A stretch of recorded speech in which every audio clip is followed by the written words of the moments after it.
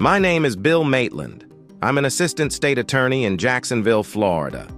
Until about 6 weeks ago, I thought I had a nearly perfect marriage to the former Debbie Bascom, a big-breasted and gorgeous blonde business professor at the University of North Florida. We had 2 teenagers. I had a job I loved, and life was good. Until Debbie hit me with 4 words that shattered my life. I don't love you. I accused her of something she was physically not guilty of, but emotionally? That was another story. Our marriage started to dissolve faster than I could grasp what was happening. 3 weeks ago, the final nail was hammered into our marriage, and just a week after throwing me out of our house, she told me she was getting a divorce. The worst part? She didn't even flinch when she said it. I've managed to keep my head above water at work, but my personal life has plunged straight into the toilet. I'm a 41-year-old man who was supposed to have it all. I'm old for my age, flabby, out of shape, balding, and I am absolutely not equipped for the bar scene. Not that it matters.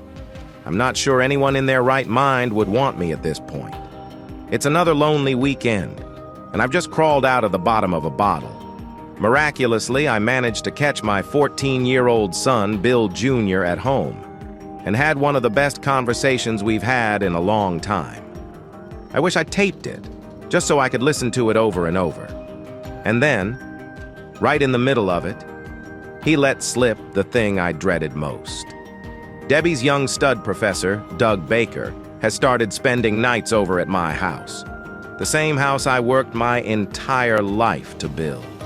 And now, I have to picture that smug bastard in my bed, with my wife, under my roof. I've never been a violent man, but I am not happy, and I'm not sure how long I can keep it together. I got out of bed and made a cup of coffee. It didn't taste quite right, even though I bought the same blend we had used for years. My mind wandered to Doug Baker. It bothered me how he acted around Debbie. I felt a sting watching someone else take the spot I thought should be mine. I couldn't talk to him directly, especially with Debbie having that court order keeping me away from her. I could try to find him somewhere else, but what would that change? Any meeting would probably not go well for me, and I risked getting in trouble, which would threaten my job and my reason for getting up each day. Even if I ignored the law, I doubted I could stand up to him. I remembered a time at a UNF event when Debbie chose to spend time with him while we were still married. I wasn't in a strong position, and I felt very aware of my limits then. Why do grown men get into fights anyway? Fights in school might be understandable, but as adults, we're expected to handle problems in a better way. Keeping respect and love in a marriage shouldn't involve fighting. But that night, when I confronted him, I caught a look in her eyes. For a brief moment, she seemed to see me differently. It felt nice to think that I was seen as a man, not just a husband. It's funny how things work like that. When someone shows courage, it can create admiration, even in difficult situations. For just a second, I felt respected for standing my ground, even if it didn't last long. That moment was nice to remember. Even if I never got to confront him again, even if they ended up together, I wanted to know I could stand up for myself. It might seem childish and silly for someone my age, but I didn't care. Thinking about it, I made a phone call. A voice with a Hispanic accent answered, and I asked if Carlos Herrera was there.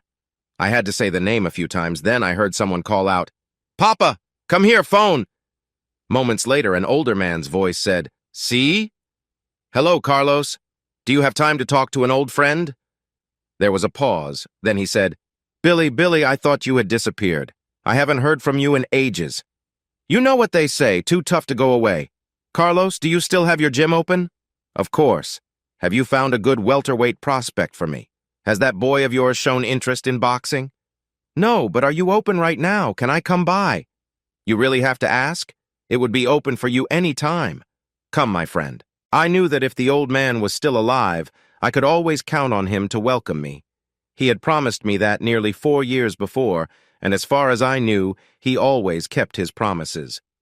Juan Herrera was 27 when he made the mistake of asking a young woman to dance with him at a nightclub in Jack's Beach on a Saturday night. Unfortunately, she had caught the attention of Wilson Lamarck, a 24-year-old student at Jacksonville University. Wilson had been drinking and did not take kindly to Juan trying to engage with the woman he liked. When Wilson expressed his feelings, Juan defended himself with one punch. He had learned to fight from his father, Carlos Herrera. 4 of Wilson's friends took offense to this, and things escalated outside. In the end, 3 of them were injured. This might have been the end of it, but Wilson happened to be the son of Henry Lamarck, a wealthy Texas oil man. Henry had hired men to protect his son, and while Juan could handle some of them, one managed to sneak up from behind. Then they pulled Juan to the patio and made a threat against him. Moments later, a serious event took place. They hadn't expected a new security camera to capture the moment when Wilson put out an order. With $400 million to his name, Henry could easily twist the story to make Juan seem like the troublemaker, claiming his son wasn't there and saying their actions were just self-defense after seeing Juan confront someone. Still, I acted fast to secure the video footage, which helped turn one of the bodyguards into a witness against Wilson. Wilson faced charges of serious harm due to evidence showing he had been drinking and was influenced by a previous fight with Juan. Witnesses noted that the bodyguards were planning to confront Juan no matter what. Henry, who had put a lot of his business on hold to support his son during the trial, did not take the verdict well. While talking with Carlos outside, he approached us, appearing very sure of himself because of his wealth. He whispered, "I hope you enjoyed that. My son will be out in 3 months, so you should enjoy your time with family while you can." Despite being surrounded by security and legal advisors, it took a few officers to separate him and bring him to my office. Only Carlos, Henry, and I were left. Henry looked at me, disbelief on his face. "You are so misguided that I can't believe no one has stopped you yet. Soon, my connections will make sure even the top officials act against you. Your time is running out. As for your friend, it would be best not to plan anything else." I leaned against my desk and signaled for Carlos to sit down, even though he could feel the tension in the air. "Mr. Lamarck, you should think carefully about your choices." "That won't happen." I walked around the desk and opened the top drawer, revealing something I always kept nearby. I pointed it carefully at Carlos and said, "You saw Mr. Lamarck act aggressively just now." Carlos nodded, though he seemed hesitant. "Yes, I noticed he was upset." I spoke to Lamarck in a calm voice, noticing his irritation. It's easy to understand given the situation. Emotions can make people act without thinking. Sadly, your version of events won't matter much now. Your team might create some issues, but I doubt the officials will care about what happened here. You wouldn't dare. You crossed a line when you threatened my family. I can't take that lightly. I know you have power and you could reach them, but that won't be a problem anymore. Make your choice. After checking for hidden items, I let him get dressed again. This office is safe. No one could have recorded our conversation. Now we can talk. I took out some papers and handed them to him. As he read, his expression changed. "What's this?" "In this business, you meet all kinds of people. Sometimes showing kindness is important, but it also means dealing with some tough situations.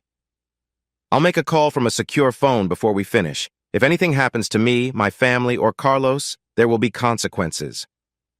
I know about your family back home. Nothing will happen right away, but eventually, something will. No matter how much you protect them, it will happen. You will face the outcome." I put the phone away and motioned toward the door. "You can go now, Mr. Lamarck. Our conversation is over." He stood still, taking it all in. "Please don't make the call. I'm sorry. My son is involved, and it's hard to see him like this. I wasn't going to hurt you or Carlos. I just wanted to apply some pressure, but I'm not a bad person." "I understand, Mr. Lamarck. Now you'll worry every day wondering if I really will make that call. I hope we never cross paths again." When he left, looking shaken, Herrera came over and placed a hand on my shoulder. "Would you have made that call?" "He'll never know." Carlos still had the same old gym, a place for boxing trainees. It had weights, punching bags, a ring, and pictures of past champions. It still had that familiar smell of a gym. I think he could have made the place smell nice and fresh, but it would not have looked good. He gave me a hug and introduced me to a few young men, all very fit and covered in tattoos, probably in their early 20s. This is Mr. Maitland, the district attorney I mentioned. He helped my Juan get justice. He is a good man." After we exchanged kind words, Carlos and I went into his office. It was so small that it felt like a walk-in closet. We talked, and I explained why I was there. "I'm sorry to hear about this," he said. "I lost my wife 20 years ago, but it was different. She had cancer. We loved each other until the end. I can't imagine how painful it must be, that kind of betrayal." He took a sip of very strong coffee from a small cup, the kind that could stain anything if left too long. "But Billy, wouldn't it be easier just to talk to him directly?" I shook my head. "He hasn't hurt anyone. He just took my wife. She chose to be with him. I'm not even sure I could face him. It's just that he embarrassed me. In front of her. Not only is he with her, but when we meet, it will be clear he feels superior. I want to know in my own heart that I'm on the same level physically." He looked at me for a moment, rubbed his chin, and then said, "Come with me." I followed him back into the gym area. He pointed to a young man with a tall, athletic build and a large eagle tattoo on his chest. "Ernesto, come here." Ernesto walked over, looking at me with curiosity. He was nearly 6 feet tall. "What's up, Papa? Get in the ring. I want you to spar with Billy, Mr. Maitland." "Spar?" His face showed that he thought I wouldn't last long. Carlos gave him a serious look. "Billy is not a pro. Be gentle. I want to see what kind of fighter Billy could be." Ernesto frowned. "He looks old." In a light-hearted way, Carlos gave him a small tap on the ear and said, "I'm older than he is, and I can still show you a thing or two. Get in there." Ernesto stepped into the ring. I stood at the edge, unsure. Is this really a good idea? "Step in or walk away, Billy. It's like deciding whether to chase someone. You either go for it or you don't. What do you want to do?" I took a deep breath and stepped into the ring. Ernesto just stood there, a slight smile on his face. "Try to hit him, Billy, and keep him from getting too close. Ernesto, be careful not to hurt him too much." I felt a bit foolish but raised my hands, then turned to Carlos and asked, "Do I need any gloves?" A moment later, I found myself on the ground, surprised. Blood was coming from my lip. I had bitten myself during the fall. I shook my head and got to one knee. I looked over at Carlos. He shrugged and said, "No gloves. And you should never turn your back on an opponent in the ring. That's the first lesson." Ernesto shrugged as I got up, but he didn't seem sorry. I raised my fists and swung at him, first with my right, then with my left. He blocked both punches without moving much, and suddenly there was blood from my nose. He stepped back quickly. Getting hit in the nose really hurt. I wiped the blood away. "That hurt." "That's the point," Ernesto replied, glancing at his coach. "If it doesn't hurt, you won't learn to protect yourself." I tried attacking him again and again. I never connected, only hitting the sides of his arms and sometimes his shoulder. He got me on the lips a few times and hit my nose again, making me flinch. "Focus on the body!" Carlos shouted, and suddenly Ernesto hit me twice in the stomach. I dropped to one knee, gasping for air.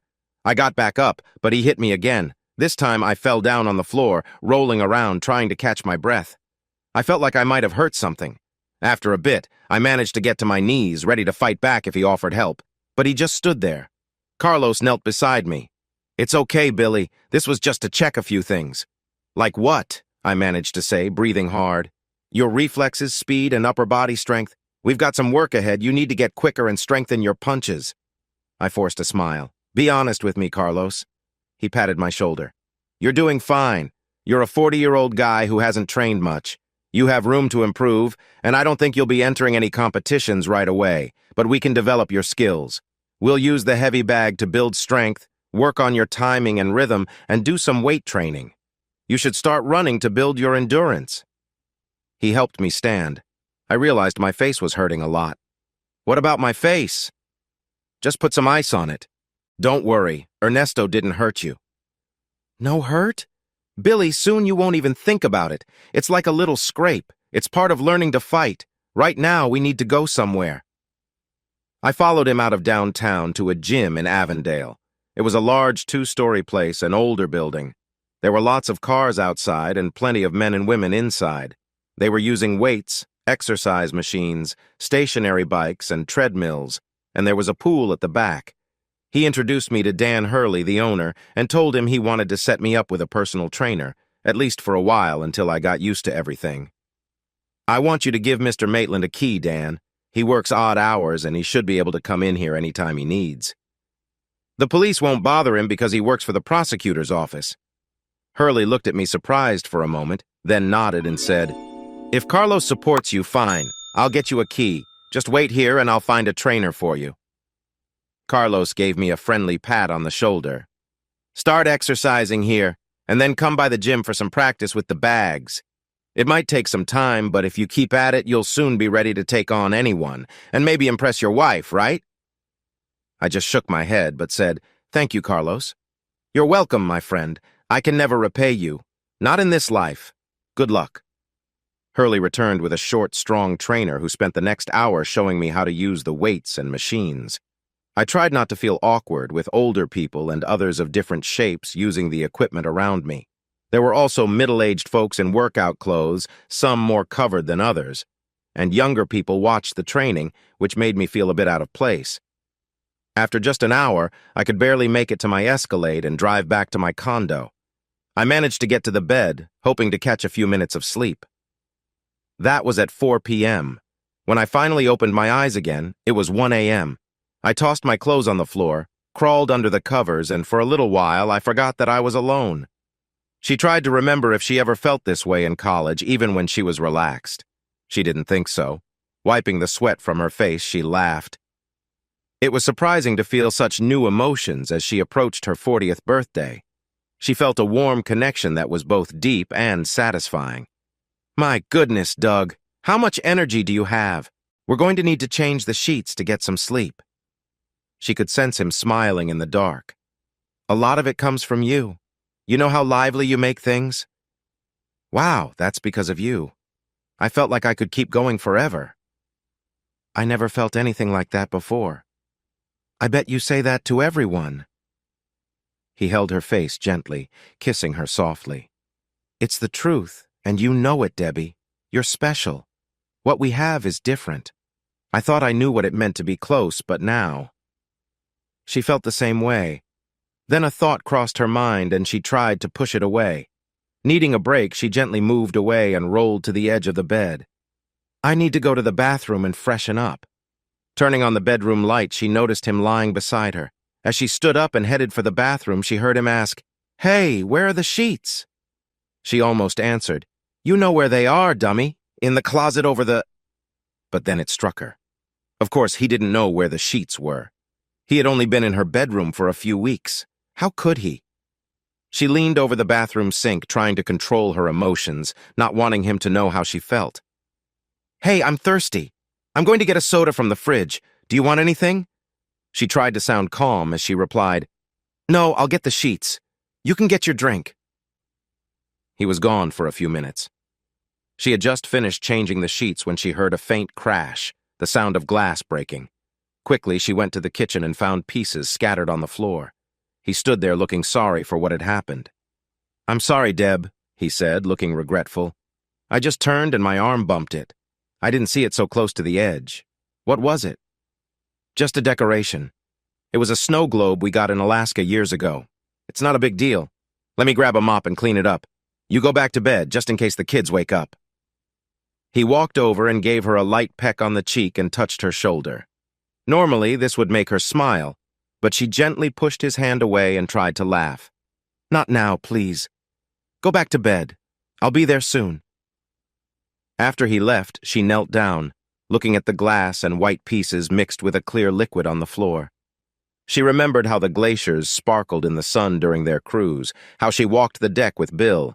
She recalled the warmth of his hand on her face and the moments they shared, picking out the snow globe to remember their 5th anniversary. Now it was broken on the kitchen floor. The memories of their time together felt lost, and their relationship seemed shattered. How could she remember so clearly what they once had and still move on? Life often didn't go as planned. Things that felt secure could fall apart and be thrown away, just like her relationship with Bill. But she knew it wasn't her fault. It was the choices made throughout their journey that led here. She cleaned up the mess, threw away the pieces, and walked to her bedroom. It felt different now, hers, no longer theirs.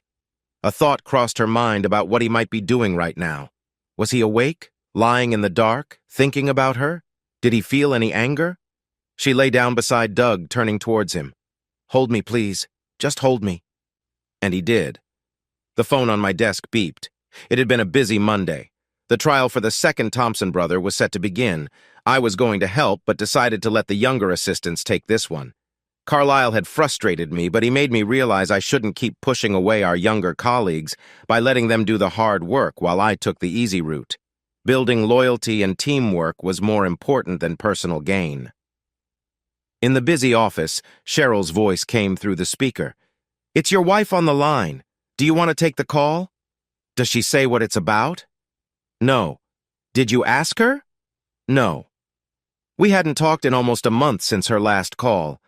I thought it might be about something important regarding the kids. "Hello?" "Hi." There was a pause. "You called me." Is something wrong with the kids?" "No." "Well, Deb, as much as I'd like to chat, I am very busy right now. What do you need?" "I just wanted to talk for a minute." "The clock is ticking." "Do you have to be so difficult? We haven't spoken in almost 2 months, and this is how it starts?" "We haven't talked because I prefer not to. I thought you would realize that by now." "Bill, I know you're upset." "Of course. Please, can you try to be reasonable for just a few minutes?" "What do you mean by reasonable? Should I act like everything is fine after being hurt?" "The answer is no. If that's all you have to say, Deb, then—" "I'm sorry, Bill. I'm really sorry for how things turned out. I regret how you found out. I'm sorry things didn't work. I'm sorry you're in pain. But we were married for nearly 20 years. We have 2 kids and we'll have to be in each other's lives somehow. Can't we be civil? People do get divorces and manage to stay friendly." I leaned back in my chair and took a deep breath. I thought about the long nights I had spent alone, hoping for a different situation. I remembered the feelings that lingered. "I suppose you're right, Deb. Why should I be bitter? You got the house, the kids, and our friends. You have our life, really, and someone else to share it with. I, on the other hand, have let me see. Oh yes, I got nothing. Just my small condo where I can lie awake at night staring at the ceiling. Why should I be angry?"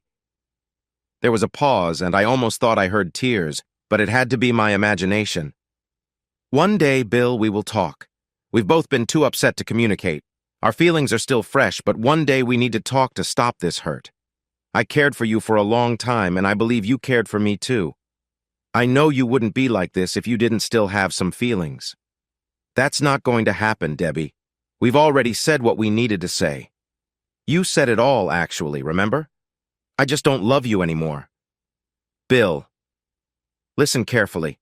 Unless one of the kids is hurt, don't call me again. I won't take your calls anymore. Anything we need to discuss should go through our attorneys. Goodbye."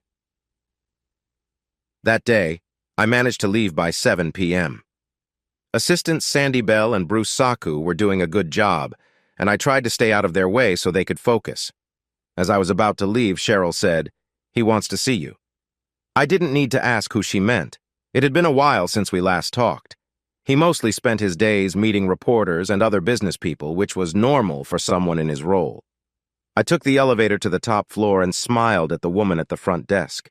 She had a strong presence that made her stand out. As I walked by, I felt her curiosity, probably because I was the only person not showing any clear reaction. I entered the office of the man who paid me, Austin Edwards. He smiled when he saw me, and I noticed he had a strong build. He had once played basketball at the University of Florida and still moved like an athlete. His dreams went far beyond his current job. "Hi there," he said with a friendly smile. "How are things?" "Pretty good, boss. Everyone should have their spouse leave and move on with their life." Our long friendship let him just smile at my comment. "I know, Bill. I heard what happened. I never thought Debbie would do that. Is Walters helping with the divorce? How's that going?" "Yeah, it's going fine. I'm still married, but hope to get that sorted in a few months." He sat up a bit and said seriously, "Are you okay? I can give you some time off if you need it." "No, thanks. What I need is to be busy at work. I just want to keep my mind occupied." "All right. I won't argue with you working more. Just don't push yourself too hard." We had a long-standing agreement where I would help him get good press for his future plans while I managed the office however I wanted. That suited me just fine. As I walked by Myra, I felt her looking at me and said, "I want to be respected for what I think." She chuckled. After work, I took Carlos's advice and picked up a small salad and a piece of chicken at a health food restaurant called Fresh and Good downtown. It wasn't the best meal, but it was okay. My appetite had been low recently because of the situation with Debbie. I drove to my condo on Liberty Street, but it felt empty. I thought about what to do and chose to go to Hurley's gym instead. After a tough session with my trainer, I was exhausted, as if all my strength had left my arms and legs. Later, I stopped for coffee at Starbucks before heading back to the condo. After about half an hour, I realized I couldn't stay there, so I drove back to Hurley's. The gym was quieter this time, and I sat down on one of the stationary bikes, pedaling slowly. After a while, I saw that only 3 people were left in the gym, including my trainer and a woman who looked worried. "Are you okay?" she asked with a concerned look. "Just let me catch my breath," I replied. Even though they were concerned, I gathered myself and walked to my car. Once I reached my condo, I flopped onto the bed and quickly fell asleep. I woke up early in the morning, managing to shake off memories of Debbie. Maybe this gym routine would really help. There's a reason love is a 4-letter word. My name is William Maitland. I work as an assistant state attorney in Jacksonville, Florida. I've been happily married for nearly 20 years to a wonderful wife and have 2 typical teenage kids. Everything changed one night when Debbie made a surprising comment that set the stage for a possible divorce. I found out that Debbie was developing feelings for a younger professor at her university. I made some mistakes and missed some chances.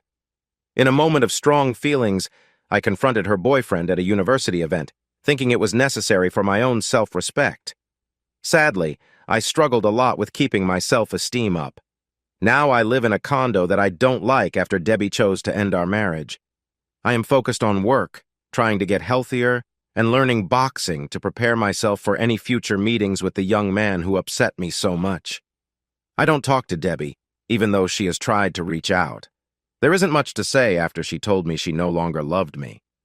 A friend, who used to box and is now a boxing coach, introduced me to a new gym.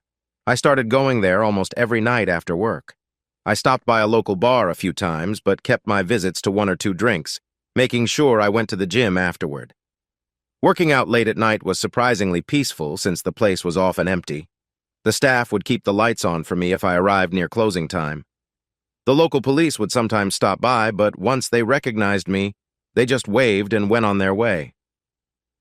I got into a routine of 20 minutes on the stationary bike, 20 minutes on the treadmill, and 20 to 30 minutes on the strength machines. I still hadn't found the best exercises for my core, but one staff member helped me learn how to use the machines that worked on my abdomen. I felt proud when I could lift my upper body a little off the bench. There were also machines where you raise your knees toward your chest while hanging. I had a hard time with that, but I was happy to see some progress. I visited Carlos's gym several times over the month. At first, I had a tough time with the heavy bag, but Carlos cheered me on. He assured me that I would get stronger with practice. On weekends, my kids came to visit, even if it wasn't my scheduled time with them. I arranged for friends to pick them up to avoid seeing my wife, trying hard to keep memories of our old home away from my mind. I wish I could say those visits were fun, but Bill Jr. wasn't happy with the apartment. This made him leave early during one visit. He called me later in the afternoon to apologize, saying he and his friends had spent the day at the mall and were figuring out how to get home. Kelly stayed for about 4 hours before getting an urgent call on her cell. She received several messages about a boy she said was her boyfriend, who was seen with someone else. She felt she had to check it out with her friends. I didn't want to stop her. So she left, returned late that night, and was gone early the next morning. Overall, I spent about 6 hours with her that weekend. After that, I decided not to push for visits anymore. I thought if they wanted to see me, they would reach out. It felt like our connection wasn't totally broken, but it was very fragile. I couldn't blame them for a relationship that felt more like a paper trail than real life. Debbie and I had begun having issues in mid-April, and now it was early July, very hot outside. Walking from my car to the office made me sweat. Summer in Jacksonville, as anyone living here knows, can be tough. It lacks the nice parts of summer in South Florida and doesn't have the cooler breezes found a bit north in Georgia. It is just hot every day. People get easily frustrated. I hadn't seen the kids much, and had also stopped drinking every night. I hadn't had any close connections in over 3 months.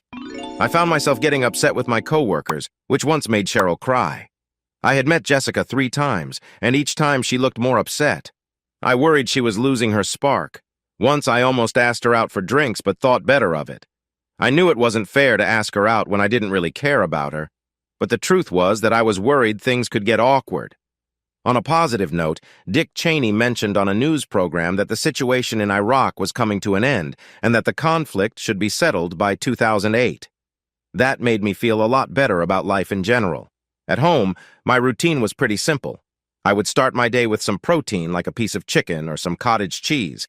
Then I would drive to work and spend the whole day there, often until late evening. I sometimes brought work home with me, and then I would either crash at home or spend 4 or 5 nights a week at Hurley's gym or Carlos's place, while most people settled in for the night.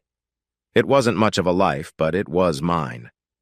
The upside was that since I didn't have much else going on, I worked hard and did better than everyone else at the office.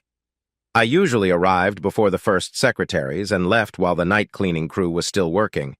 It had only been a few months since my life looked different, and it was starting to feel like a distant memory. There were days when I could go without remembering that I was still married and still a father.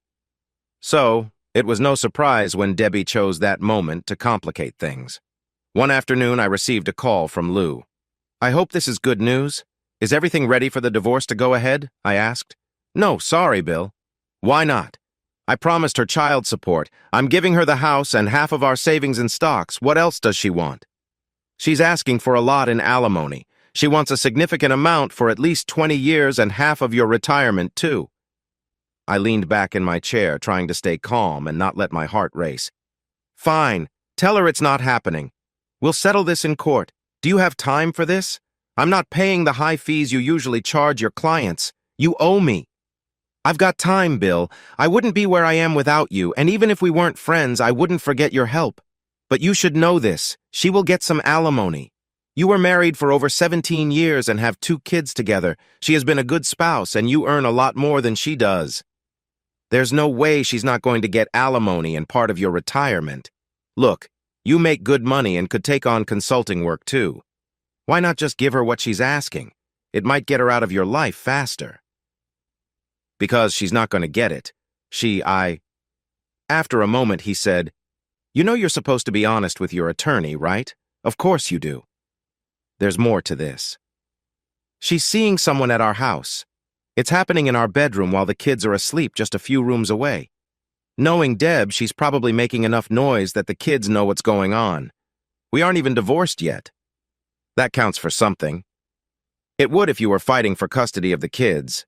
Having a partner living in the house, doing things that could be bad for the children, especially if they are young, could help you in getting custody. However, it would still be a tough challenge. As for alimony, that doesn't really change anything. Even if she had a lot of partners, she would still have a right to alimony because of her past marriage. Do you want to try for custody? If you got custody, it would stop child support and help with the alimony. Of course, alimony could last longer than child support, but it's something to consider." I rubbed my head, feeling upset about everything. "No. Look, Lou, I know this sounds odd, but Debbie has been a caring mother. I've been not very involved as a father. She went to their school events, took them to the doctor, and cheered them on at their games. She had work obligations, but she always made time for the kids. They wouldn't want to live with me, and honestly, I'm working harder than I ever have. I'm in that small condo. I can't take care of them." "Okay, you don't want them. Moving on." "No, Lou, please change your tone. She is their mother, and aside from some mistakes lately, she has always been a better parent than I have. Maybe I'm being selfish, but I'm thinking about them too." I heard him sigh from the other end. "All right, Bill. I'm sorry for being that way. Here's the thing. I'm a good lawyer, but I can't make everything turn out the way you hope, unless..." "Unless?" "Bill, I know what you've shared about how things went at that awards ceremony, how you found out about her. I don't want to say it because you're my friend, but you're not being completely honest. You're holding back." We both stayed quiet for a moment. "Bill, please be honest with me. I've seen many divorces, and I know you've had cases where couples didn't fully separate but had serious issues. The person who feels hurt often still has feelings for the other, no matter what happened. Share with me what you're really thinking, and I might be able to help. You have to trust me. Meet me at my condo tonight at 9 p.m. After I hung up, I called Debbie's office at UNF. She might be there during her break. She picked up on the fourth ring. Professor Maitland. What are you doing? That sounds a lot like Assistant State Attorney William Maitland, but it can't be. A month ago, that person told me they wouldn't talk to me again. They had hung up on me many times since. So, who are you? Why are you making the alimony so hard? I'm giving you the house and most of our savings and assets. I earn a little more than you, but not by much. I'll contest this. It will just take longer before you can move on. Oh, I almost forgot you're already seeing someone else. Including that person being at our house while the kids are around really shows who you are. She laughed. Don't be silly, Bill. He's not what you think, but I do care about him. Okay, I can see your point. Do you really think I would get upset about you being with him? I already knew. Yes. You know kids can't keep secrets. BJ told me about your call the same day. You must feel proud of yourself, acting like this in front of our children. Don't make me feel guilty, Bill. He didn't start coming over until our marriage was over, maybe not officially, but it was done. Our children are not little ones. They understand relationships. You might not know, but Kelly is on birth control.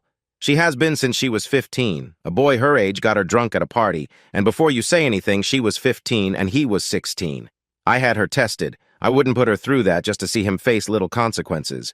She asked me not to tell you, and I honored that. And BJ knows about staying safe. That older neighbor taught him when he was 13. He told me he had a hard time holding back laughter when you gave him that talk. He already knew quite a bit before your lesson. See what experiences you missed by not coming home? Anyway, the kids knew. I told them that Doug and I are just friends, that there is no romance. You got too jealous and suspicious, which led us to separate. They live in the house. They're young, but they could tell that neither of us was happy. I was. Sadly, that wasn't enough because I wasn't happy. They were. Worried, but they understood.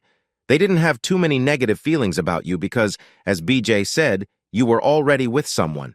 Your job always came first before me and them. They aren't clueless. Anyway, enough about me. I'll challenge you in court as long as I can in case you actually care about the child and want to adopt him. Unless you give up on the alimony. Not a chance. I forced myself not to raise my voice. Why, Debbie? I don't mind supporting the kids, but I won't give you any extra money. Every penny could be spent on things that upset me if I know about them. Lou probably didn't mention it, but as much as I love this job, if you keep pushing the alimony issue, I might walk away and let you try to find me for a while. I have enough savings to go away for a bit. I don't believe you, Bill. You could walk away, but you'd never leave that job. The worst decision I made was letting you work at the state attorney's office. You weren't like this before. And I wasn't 41 years old and 50 pounds heavier. But that has nothing to do with my job. I just got older. Look, just be honest with me for once. Why are you fighting so hard for alimony? All right. I feel upset about what happened at the awards ceremony. I'm almost 40 and still just an assistant professor. I've heard enough talk to know that President Myers will likely not give me a good evaluation next time. I might keep my job, but it won't be easy. If I lose this job, I'll have to compete with younger candidates who have more advantages. I'll find another position, but I can't promise it will be stable. Once the kids are grown, it will be just me. If something goes wrong, and I feel pressured to keep my job, I won't have anyone to turn to. I wouldn't ask you for help even if you were willing. I would rather deal with the difficulty on my own. I feel for you, but if you had been honest with me that night, or hadn't acted strangely in front of everyone, this wouldn't have happened. Your job wouldn't be at risk. The truth is, Bill, with the right legal help, I can get the support I need, both for custody and finances. Even with your friend Lou backing you, it won't change anything. Why involve him? He's our mutual friend. Lou isn't our friend, Debbie. He's my friend. He is a good person and knows the law well. Please, don't challenge me on this. You could come out worse. Why would you care, Bill? You said we were finished. I'm not sure what you think you have over me, but I know there's nothing you can use. If you did, why would it matter if I face difficulties? You might even enjoy that. I was quiet, and after a moment she asked, Are you still there? I'm sorry, Debbie. When this goes to court, I want you to remember that you pushed me to act. You know how people can react when they feel trapped. Instead of being sarcastic, she spoke sincerely. Bill, I genuinely mean it. You should try to find someone new. It may be tough, but if you need to, ask for help. I don't want you to dwell on me. I'm moving on, and I hope you can too. It felt easier to deal with anger than with pity. She probably thought I couldn't connect with someone without help. As for moving on, my life had already changed a lot in just a few months. At that moment, the idea of connecting with someone new was intimidating. I wasn't sure of myself. I wouldn't know how I would feel until I faced it, which I wasn't looking forward to. What if I had changed for good? I couldn't picture living for years without that part of life. I wasn't feeling well all day. Mixing my personal and work lives made things difficult. It was Wednesday, and I spent the day working on a case I had chosen, set to start Monday. Charles Bingham, 74, had a tough situation ahead. His wife Mabel had been battling lung cancer since 1992, and it had possibly spread to her breasts or developed there too. The doctors were not sure about the exact timeline. She went through various treatments and surgeries and was one of the lucky ones who survived both illnesses. However, in 2003, new spots appeared on her lungs, leading to another treatment plan. This time, things did not go well. By early 2005, she had lost a lot of weight, going from 187 pounds to 85 pounds, and the pain was so intense that the medications didn't help much. From my own experience, I know some pain cannot be eased, even with strong medicines. My grandmother had ovarian cancer when I was 13. The doctors had no choice but to sedate her to ease her suffering, as her cries became too hard to bear for everyone around her. A few days later, she passed away.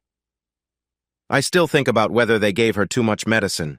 Mabel Bingham was struggling greatly, and even though she had some help, Charles often took care of her himself. He was there for her needs day and night.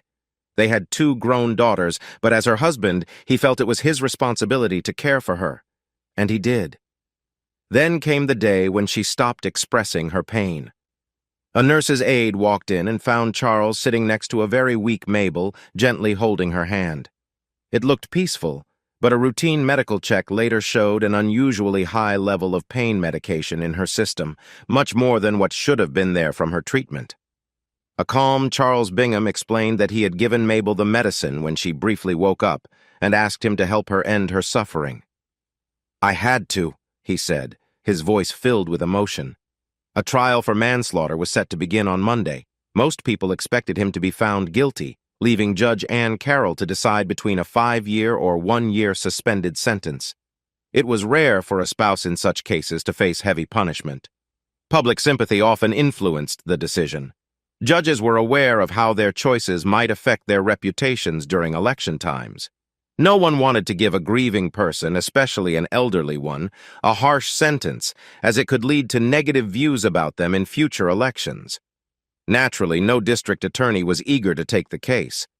There was little excitement in it, and even if they won a conviction, it would be hard to respect a sentence that sent a grieving senior to prison. I could have given the case to someone else, but I decided to handle it myself. I wanted to earn back some trust from my coworkers after struggling with a big case earlier. I spent a lot of time looking into the situation, both on my own and with help from our office investigators. I also asked a detective working on the case for more information. Sitting back in my chair, I went through the papers in front of me. I didn't expect to feel worse about life than I had in the last 3 months, but Charles Bingham's story somehow added to my sadness. No matter what I did, I knew that Monday would end with a heavy heart. There are days when I feel proud as a prosecutor, when justice is done. But then there are days like the one coming up. I felt torn with sympathy for both Mabel Bingham and Charles Bingham. And the hardest part was that the choice of what to do rested entirely with me. It's interesting where the responsibility lies.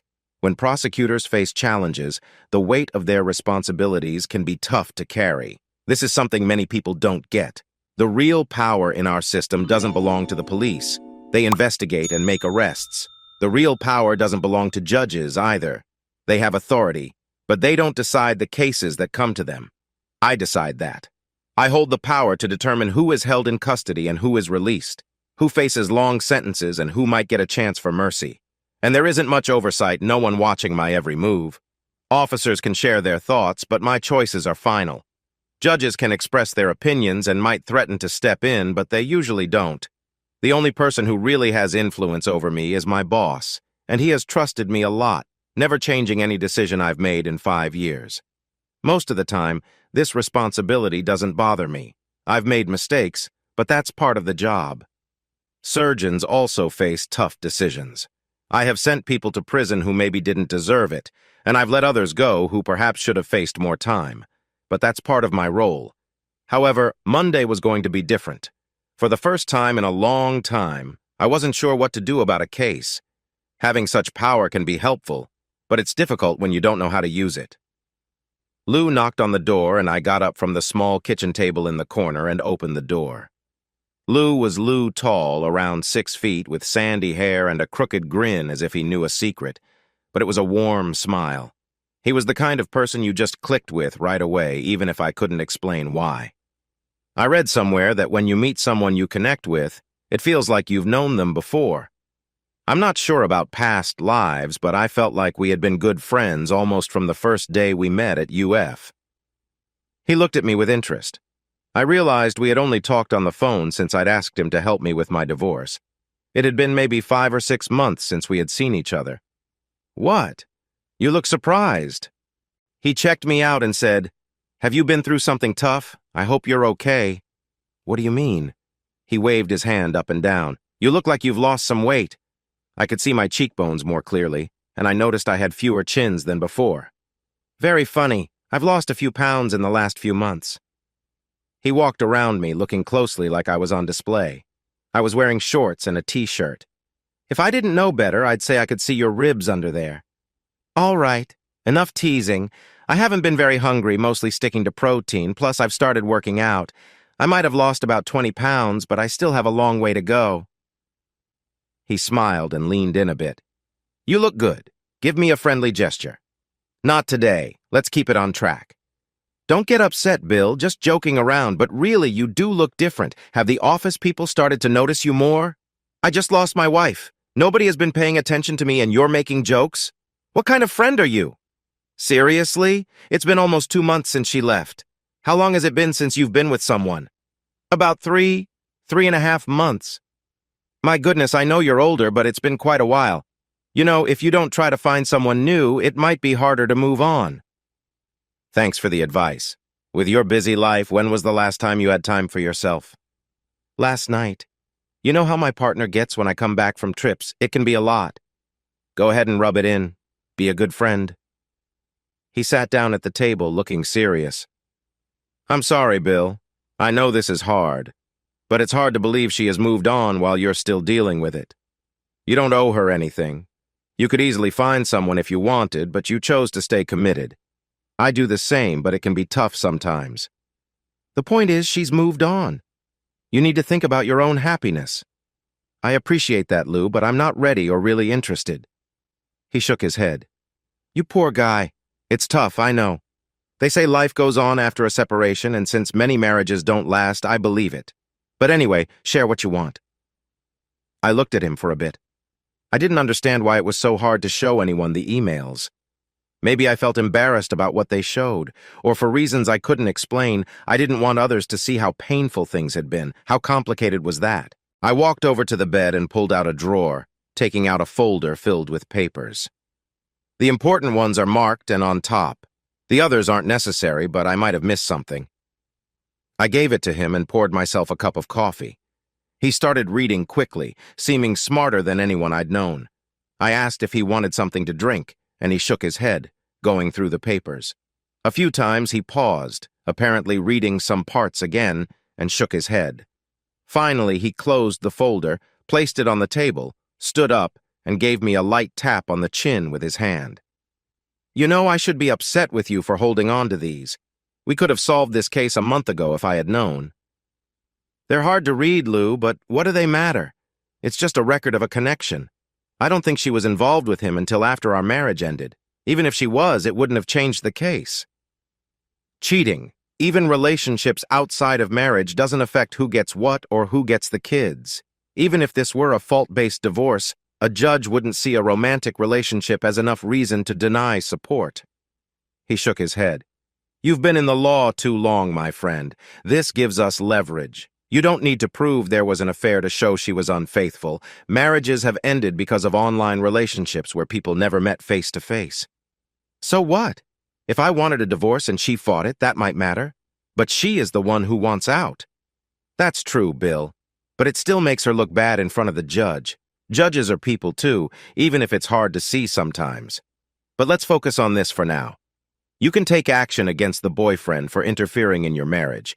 We can look at it as a problem in contract law.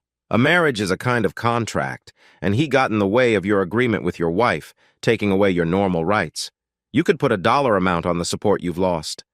I know you read about this more than you see it, but it does happen. His actions affected your marriage long before he got involved. Anyone who understands the situation would read those emails and see what he was doing. Proving it isn't needed. From what you've said, he's already in a tough spot at UNF.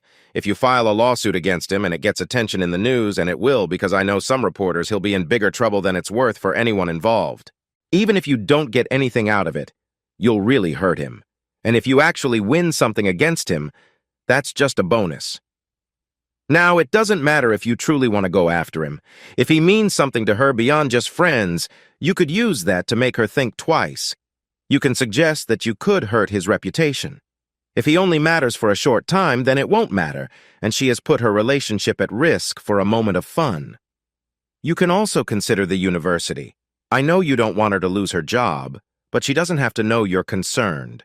These emails show she was involved with him, meeting in a questionable way, acting in a way that could be seen as unprofessional for her role.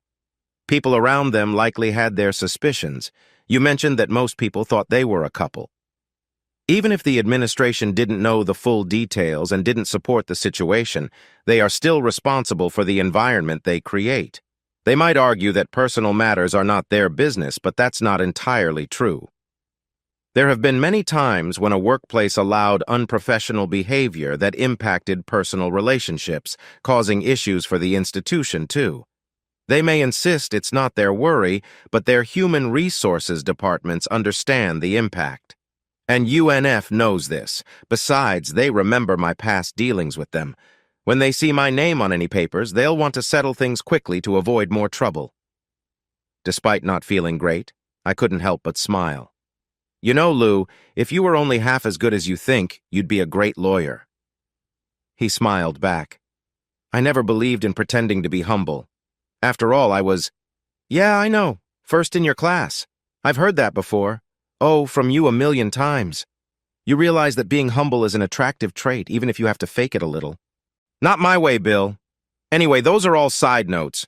What really makes these valuable is we don't need to go down a legal path. We just need to make copies available.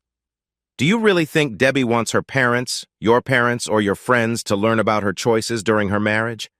And what happens if your kids find out, no, I won't go down that path. Use the other threats, but don't threaten to share these. I won't tell you again, Lou. I know you. You're really good at talking people into things in court, and you'll do anything to win, but there are some things you shouldn't do. I've been your friend for a long time, but if you ever threaten her again, we're done. Even after she ended a long marriage, you needed a police officer to go back home, started seeing someone new while your kids were around, and you didn't tell them the truth about your worries. And remember that troubling situation? Yeah, so how can you not see it? You said she wasn't honest about what she wanted. You never had the whole story. Who was she trying to impress? That's right, the other guy. What does that mean? I bet he knew all about it, probably even suggested it. You only know what they choose to tell you. They were meeting up regularly, and who knows what they talked about. Even if he didn't do anything bad, she spent time with him knowing he understood her choices, and he likely knew why she was doing it. That's pretty close to being not okay. Let's just call it too much flirting. Is that the kind of person whose reputation you want to protect? I hope I never get that blind about anyone. He was right, and I couldn't figure out why I didn't want to face her. I just knew I couldn't. Just don't use it against her. If we take this to court for the divorce or act against the other person, everything will come out. We won't go that far. Just make her think we will. He was quiet for a moment. What if she doesn't back down, Bill? I hadn't thought about that. Then she'll win. She'll get her support payments, and that will frustrate me every time she gets one. But that's how it has to be. You deserve so much better, Bill. Much better. It's sad she won't ever see it. We had 17 years, maybe 16 good years, 10 really great years. Maybe that's all we get in this life.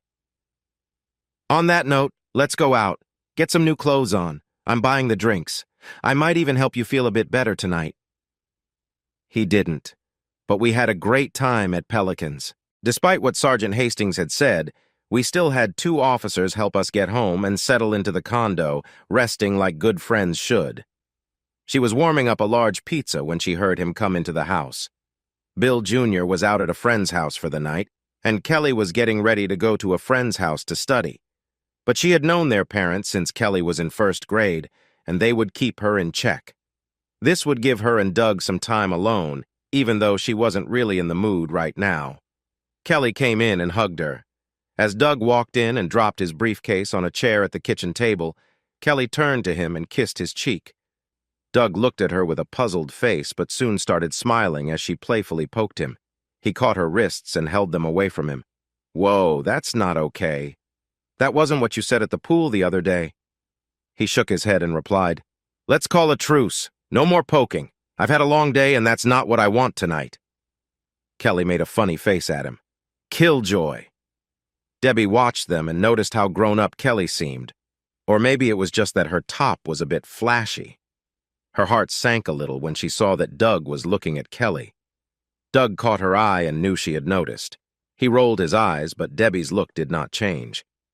Kelly glanced back at her for a moment, seeming to smile a little, then leaned over, kissed her mom on the cheek, and picked up her overnight bag. I'll see you after school tomorrow, Mom. Bye, Dougie. Once Kelly went out the kitchen door and they heard the front door close, Doug came over and placed his hands on her shoulders. He tried to kiss her on the lips, but she turned her face, so he kissed her cheek instead. She's just a kid playing around, he said. She's at that teasing age, and I'm older. She wouldn't take me seriously. Tell that to your expression, she replied. He held her chin gently, making her look at him. Okay, I'm attracted to her a bit. She's just growing up, but she's still your daughter, and she's only 17. I would never cross that line. You know that. I don't flirt with the older students at school. He leaned in to kiss her again, and he did. But she kept her lips tight, not letting him kiss deeper. Pushing him back, she said, Dinner is in the oven. It'll be ready in about 15 or 20 minutes. Can you grab something to drink? He took a bottle of Coke from the fridge, poured a glass, then placed it on the kitchen table. As she took out glasses and plates from the cupboard, he came up behind her and wrapped his arms around her. Let's focus on dinner, she said. We have guests coming later. You're being too playful with her, Doug. It's not right, especially with me here. You're not her dad, so you should be careful with how you act around her. It can lead to misunderstandings. Okay, I get it. I thought I was just being nice, trying to make the kids feel comfortable with me. But if it bothers you, I'll give her space. She's not the reason I'm here anyway, it's you. She sighed, taking deep breaths to calm herself. I'm sorry, Doug. I'm just not feeling great. He released her, and she turned to see him leaning against the fridge with his arms crossed, looking frustrated.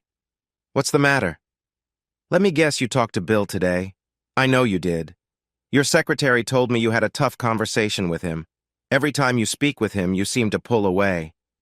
Doug, it's the divorce, isn't it? Why does it bother you so much? You should let your lawyer handle it. That's my concern, Doug. I care about you, or I wouldn't spend so much time with you, but how I deal with my divorce is up to me. As she spoke, she regretted her words when she saw his expression change. He grabbed her arms with a firm grip. Not your concern? Really, Deb? He guided her out of the kitchen and upstairs, surprising her with his sudden intensity. He had never acted this way before. He stood at the edge of the bed, clearly upset. So what happens with your marriage is just your business, right? She rubbed her arms, feeling uneasy. Doug, I didn't mean to upset you, but this is between Bill and me. You're not involved in that. His expression was hard to read. Okay, I understand. He's your husband. But what am I to you? What? It's a simple question. He's Bill, your husband for 18 years. What does that make me? You're my friend, Doug. A good, kind person I need right now. This would be a very lonely time without you. Is that another way of saying I'm just a friend? No. I truly value our connection, but you were my friend before anything else. You have many friends, Debbie? What makes me different? How do I answer that? I treasure our friendship. You've made me laugh when I wanted to cry. You've helped me feel confident again. You've encouraged me to see myself beyond being a wife and mother, and you've helped me appreciate myself in a new way. He rubbed his chin, deep in thought. So I'm just a good friend you enjoy having around, right? Doug, no. Wait, Debbie, listen. You know I was dating someone else when we met, right? I heard some things. They're true. But despite that, I realized I haven't pursued anyone else since I met you. Can you guess why? When she didn't respond, he continued, I chose to focus on our friendship instead. None of my colleagues would believe I've turned down those chances. Yet here I am, choosing to stay connected with you. Now let me ask you something else. I'm facing difficulties at work. It's only a matter of time before they let me go. With a dismissal on my record, finding a new job will be tough. I should be looking for another job right now, preferably far away where the past won't follow me. If I leave for my own reasons, I'd have many more choices. You remember 3 months ago I was getting awards for being a great young professor. Now my name is part of jokes and rumors. He sat down next to her. She looked at him, feeling a mix of wonder and worry because she sensed what he was about to say. Why haven't I looked for other chances? Why haven't I done something to secure my future? Any guesses? He leaned closer, a soft moment between them. You are being foolish. He gently held her face. You know, I was drawn to you from the very first moment I saw you. I decided to pursue you. Just 10 minutes after we met, I was thinking about how lively you are. I knew you were married to someone important. I thought about how risky it was to act on my feelings, but you were so captivating. Even if you didn't see it, I felt there was something special about you. If I hadn't stepped forward, someone else surely would have. I took my time getting to know you. As I learned more, I realized you are so much more than just a pretty face. I decided it was worth it to put in the effort. And you responded to me. And it worked. I connected with you, and it was as rewarding as I hoped. He shook his head, looking thoughtful. What I didn't realize was that I made things more complicated for myself. If I were smart, I would keep my distance, but here I am, caught up with a woman who still cares for her husband. Love can be quite complicated. Doug, I'm not in love with Bill. You wouldn't feel so upset about him if you didn't have some feelings left, Deb. And honestly, I'm worried you may never regain that connection. She felt overwhelmed, like she was struggling to breathe. I saw him that night at UNF, when you were feeling down and needed support. The look on his face when you turned away from him said a lot. He may not forget that easily, and honestly, I don't think I would either if I were him. He stood and started pacing a bit. I asked you what I mean to you, Deb. I know I offer comfort, and you value the bond we have. But you have friends for support. You have other ways to meet your needs. Why does it have to be me? Have you thought about the fact that I graduated with honors and have done well in my career? I even had a chance to be an Olympic boxer. There are moments in my past that shaped who I am today. But I liked him and have been there for him through 1 ex-husband and 4 boyfriends. He looked at her, shaking his head. I'm a good person, Deb. I'm someone of value, but you don't see that. I'm a professional with what used to be a career to be proud of, one that was headed in a good direction. I'm 28, not a child, and there are many women who would be interested if I wanted something serious. But to you, am I just a distraction? She looked at him and knew he was handsome. The weight of her problems pressed down on her. She couldn't find the words to say. I'm going back home. I think we should take a break. We need some space. You have to think about what and who you want in your life. If you decide it's me, just give me a call. When he left, she sat on the bed, frozen in place. The smell of burning pizza below finally snapped her out of her thoughts. Thursday, July 7th, 2005. My name is William Maitland. I work as an assistant state attorney in Jacksonville, Florida, and I am the chief assistant, although there are 2 other assistants working with me under State Attorney Austin Edwards. I thought I was happily married to the wonderful Debbie Bascom, who was helping me raise our teenage son and daughter. Then she said something that changed everything. After checking her emails from the last 6 months, I discovered she had feelings for a young professor at her college, where she also worked. She ended up filing for divorce, and our lives completely changed. Now I am working harder than ever, which was one of the reasons she said our marriage was failing. I am also trying to get fit by exercising and working with a coach. Honestly, I feel more unsure of myself than ever. As I prepare for a tough court case, Debbie is stressing me out with her demands for support, something that troubles me a lot. I have reluctantly asked a friend named Lou Walters to help me figure out how to handle our discussions. Thursday, July 7th, 2005, 12:30 p.m. The phone rang just as she was about to leave her office for her next class. She had tried calling Doug twice, but he didn't answer. Since he had caller ID, it was clear he was avoiding her calls. How had she ended up with the silent treatment from the man who was the father of her children and with whom she was divorcing? The man who once made her feel so important. If someone had told her this would happen, she would have never believed it. She looked down, straightening her blouse and shaking her head. Attracting men had never been a problem for her. Even during her marriage, she knew she could easily get attention if she wanted. Men were often predictable. With a smile or a touch of charm, they responded favorably no matter their age or status. She had engaged in friendly flirting at social events, enjoying light interactions, but they were never meant to be serious. Bill had been the partner she truly wanted, and her flirtations were just a reminder of her own appeal. That was before he started to pull away and changed so much. Feeling a spark of frustration, she thought about how unfair it was. He was upset with her even after encouraging her to connect with someone else.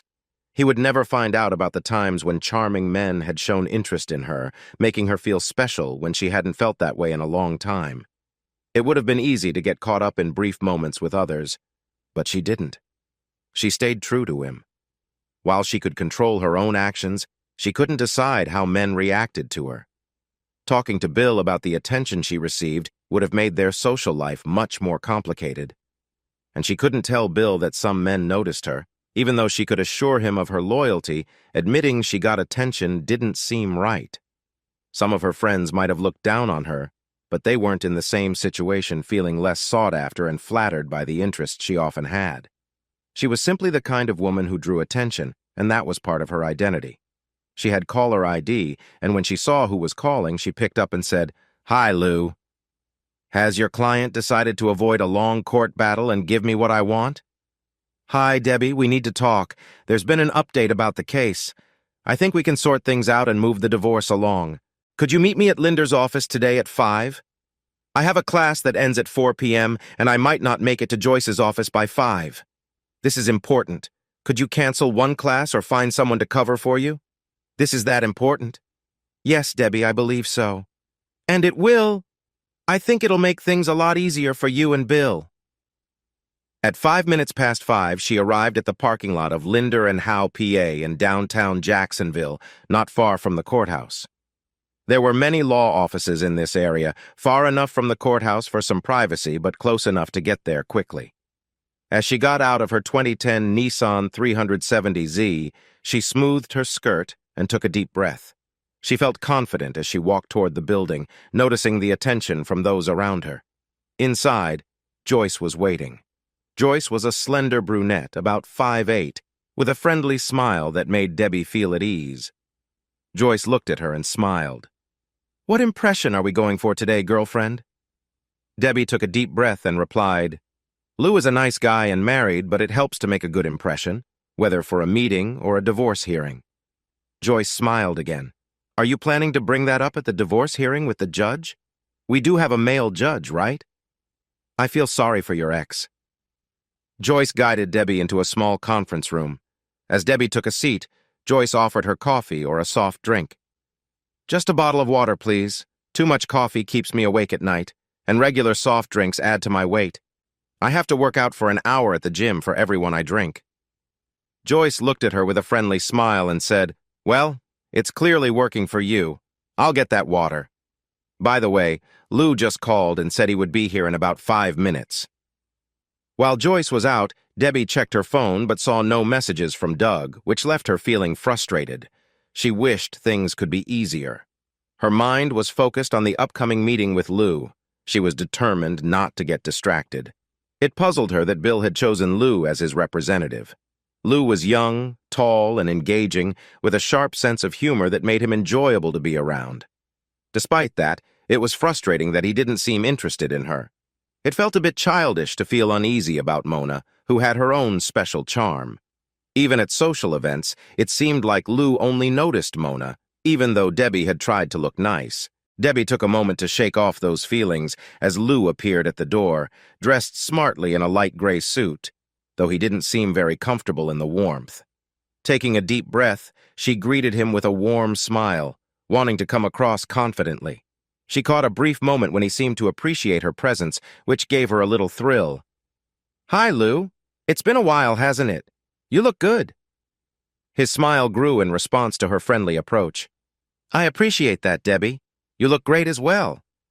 Joyce walked in with refreshments and handed a bottle of water to Debbie along with a warm mug for Lou. "You take yours black with sugar, right? Black and sweet?" Joyce asked playfully. "That's right," Lou replied, looking pleased. Joyce seemed happy that she had remembered and took a seat next to Debbie, who was eager to get back to business. "So, Lou," she said, trying to steer the conversation back, "you mentioned there was something important you wanted to discuss? Has your client decided to see things our way and accept our requests?"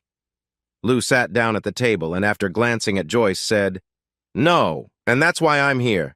We're at a standstill because Bill has already made a very generous offer to settle. He's given more than most would before negotiations even begin. It's Debbie who really needs to think about what she wants." "I want what's fair, Lou. I was married to him for nearly 20 years, and I raised 2 children with him. I took care of those kids and made our home nice while also building my career. Come on, Debbie. You have a solid career. Your best earning years are ahead of you. While your income is not as high as his, you are not far off. You are not just a homemaker who will have nothing if you don't get support." "That's not the point, Lou," Joyce cut in. "He earns much more, and what he has done has hurt her chances of making money in the future. Legally, we have a good argument, and you know that. The only reason he is pushing back is to make things hard for her because she wants a divorce. That's not how he sees it. We could drag this out and let things get messy." "And you would still lose, Lou," Joyce replied firmly. "You are talented, but this case isn't in your favor. You would just waste your client's money." Lou looked down for a moment before meeting Debbie's eyes. "Debbie, can we talk alone for a minute?" "Why?" both Debbie and Joyce asked at once. "I would rather not talk about it here. It's personal. No offense, Joyce, but I feel this is a discussion Debbie might prefer to have without you." "Debbie, I recommend you don't." "It's okay, Joyce," Debbie interrupted. "I won't agree to anything without you. I just want to understand why this needs to be secret. Bill told me he has plans, and I want to know what they are. Can we have a moment?" After Joyce left, Debbie and Lou sat quietly for a moment. "It's a waste of time, Debbie," Lou said, breaking the silence. "Let's focus on the real issues. Are you upset with me for leaving your friend? I'm upset with you for hurting his feelings. He is a good person and does not deserve how you've treated him." "A good person? A saint? What about his role at home? He's hardly been there for years, always putting his work first." "I spend a lot of time away, too, and Bill has a lot of responsibilities. His job affects many lives. But how long has it been since he showed he cared about me? He feels so far away, Lou." "He's just not in great shape, Debbie, but that's not a crime. You've kept active. Did you try to get him to join you? Maybe you could have encouraged him." "I tried for years, Lou. I set up gym sessions, got trainers, even attempted to catch his attention by talking to other guys.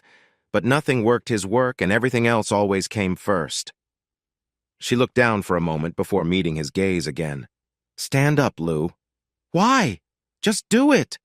After a moment, he stood up. "Turn around." "Why? Please, just do it." He hesitated but eventually turned to face away from her. She moved closer, looking thoughtful. He seemed ready to step back but stayed in place. Finally, she was in front of him and reached out with her left hand. He looked like he might pull away but stayed still. She placed her hand on his stomach, then slowly moved it down but stopped before reaching his waist. She gently nudged him, and he understood it was time to turn around. With his back to her, he noticed a small movement from her. It startled him, but he held his position. "Turn around, Lou." When he faced her again, she said, "You have a nice shape. Maybe a little extra, but not much. Bill told me you spend a lot of time on the road. Even though you are younger than him, how do you stay in shape?" He shrugged. "There are gyms everywhere, and you can exercise anywhere. Plus, Bill's older than me." "Why do you do it? Staying in shape, I mean." "I don't think it's for other women. Bill says you're loyal, and that shows me he's right." "I do it for Mona mostly. I want to stay committed to her." She stepped back, still looking into his eyes, raising her hands for emphasis. This is what Bill had for years. He could have enjoyed what was out there, but sometimes things don't match up. There are days when no one feels like it, but there were many times he could have been more active, and he wasn't. There are guys who work hard just to find connection, and he didn't keep himself that way. Debbie hadn't realized she was getting louder until she noticed Joyce at the door, looking worried. "Is everything okay?" Debbie stepped back and replied, "Yes, I'm sorry. I just got a bit carried away." When Joyce left, she sat down again and said, "It wasn't my job to push him to stay active. He needed to do that for himself." "We could discuss that, Debbie, but you have a supportive partner, a home, and the life he once had. Lou, he has his job and somewhere to sleep. He's the one who didn't do well for himself, and he won't owe you anything." "That's where you're wrong, Lou. He is, whether he likes it or not." Lou looked confused. "It's not that simple, Debbie." "Oh, so you think you know everything?" "But I never betrayed him. There are no pictures of me leaving Doug or being with him. No love notes or recordings. He has nothing on you or me." "That's something I've thought about, Debbie. He told me about that night with you and Doug coming back from UNF. You still say you were just friends?" She took a sip of water and suddenly felt very tired. "Once again, Bill is making a big deal out of nothing. I made a small mistake. I didn't mean anything by it. I don't know what was going through my head that night. I might have given him a quick kiss on the cheek, but I've greeted neighbors with warmer welcomes. It was nothing." She looked down at the table, remembering that Friday night at the university. Thinking back, I guess it did seem a bit strange that night.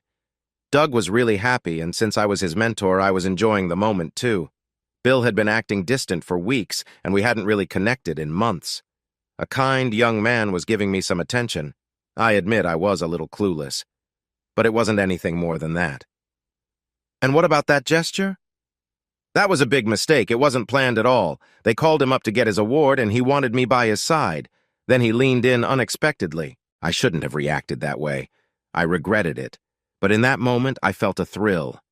If I had been happy at home, if you had been in my life instead of Bill, I would have brushed it off." She looked at the briefcase he had placed on the table and said, "Don't keep me guessing, Lou. Just tell me the facts." He opened the briefcase and took out a manila folder. He flipped it open to reveal a small stack of papers. He looked through them and pulled one out, placing it on the table in front of her. She picked it up, curious about what it contained. What could this be, Deb to Lance? "That's not right, Lance, but you're right. It's like what Bill and I used to have. Oh, I can't believe I wrote that. But it's been so long since I felt any real connection that I sometimes forget what it was like. I think we shared something special back then, if I can remember that long ago. But now, Bill has never been particularly attentive, and lately he seems even less so." She closed her eyes, trying to shake off a dizzy feeling, as if the room was spinning. She had never fainted before and wasn't sure what it would feel like, but this must be close. After a moment, she opened her eyes and looked down. The paper was still there. The words were unchanged. Grabbing her bottle of water, she drank deeply. Her eyes scanned the page until she found Deb to Lance. "No, and he never will. How can I tell him that he no longer makes me happy? He hasn't done so in a long time. I find myself looking for happiness elsewhere. I go along with it, but sometimes I wonder if he knows." And Deb to Lance, "I know you could have tried to be with me. You could have approached me a month ago if you were like the younger guys here. But you've been kind and respectful. That's why I think so highly of you. I want you to understand just how much I value our friendship. Now I'll sign off." She felt like she was waking up from one dream and stepping into another, one that felt more like a nightmare. How, what, where did you? Taking a deep breath, she looked for something to hold on to as the panic rose inside her. Those were my personal— Oh yes, very personal messages, Debbie, Lou replied flatly, showing no feeling. He slid another paper toward her. The worst part is, I feel closer to you than to Bill. He's my husband, but he has no idea our marriage is slowly falling apart. He's brilliant in court but struggles to connect in real life. He's losing not just my affection but also my respect, and slowly, my love. I feel stuck. I've tried so many times to think of ways to fix our marriage. I've even thought about improving our closeness, but I can't pretend to connect when I don't feel it. She looked across the table. For the first time, she understood why Bill had called him a shark. There was a cold, calculating look in his eyes, very different from the man who had been smiling at her earlier. Those were my personal messages. I thought I had deleted them all. How could he? I'm not going into details, but he did. All of them were found, going back 6 months, right up until just before that argument. Do you remember telling Lance, about wanting to end your marriage, but still wanting to support him during his big night? Well, I can understand that. What's a nearly 20-year marriage compared to a chance to enjoy time with a new friend? Her mind was racing. Somehow she blurted out, How long? He trusted you, Debbie. Shows you what a fool he was. There was an automatic monitoring system. He never looked at your emails until that weekend you stayed out all night and he eventually found out you went to your parents. He was alone all that weekend and got suspicious. So he started checking. That's what investigators do. There was a deeper feeling in his eyes, harder than anger. He was alone in that big house of yours while he learned what you really thought about him and read messages about how much you admired someone else. He was alone while he found out how you preferred spending time with friends because you felt distant from him. He was in that house he paid for and worked hard for, surrounded by memories of the life he once knew. That's why he left you that ring. I'm glad he was able to get it off. He didn't have much love left for you that night. She didn't know what it was. Maybe it was that image of him hunched over the big computer in their bedroom. But she jumped to her feet, mumbled something about feeling unwell, and rushed out of the conference room. She barely made it to the restroom, hunched over when she heard the door open. Joyce asked, Debbie, what's wrong? What happened? Debbie shook her head, tears streaming down her face as she struggled to breathe. Finally, she managed to say, Sorry. Must have been something I ate. I'll be okay. Joyce stepped back and closed the door. Debbie took deep breaths until she felt better and the tears stopped. She tried to gather her thoughts.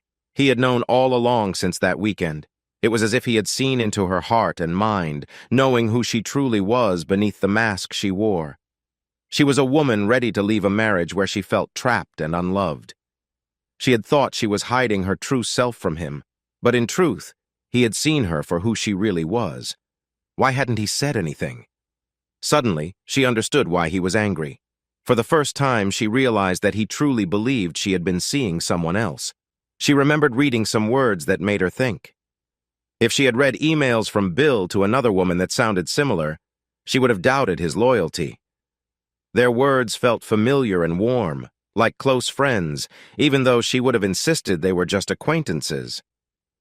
She walked back in to see Lou finishing his coffee. He looked at her without much expression. Could I see them? All of them? She asked. He handed her the folder. She opened it and began to read. It was like discovering a hidden part of her past. She had never seen them all together, having dealt with them one at a time. Now, seeing them together, they painted a clear picture. After a moment, she closed the folder. Can I have a copy? Keep that one. I've made other copies. Looking up, she noticed the unusual gray-green of his eyes. They were striking, but right now they seemed distant. I see now why he's been upset, but Lou, they weren't. It wasn't. They're right there in black and white. They are what they are. I never meant for him to see any of those. I never thought he would look. Because you could go out, meet friends, come home late, and he never asked questions. He trusted you, even knowing the attention you attract. Not many would trust like that. Whether you or he believe it, I wasn't with anyone else since we got married.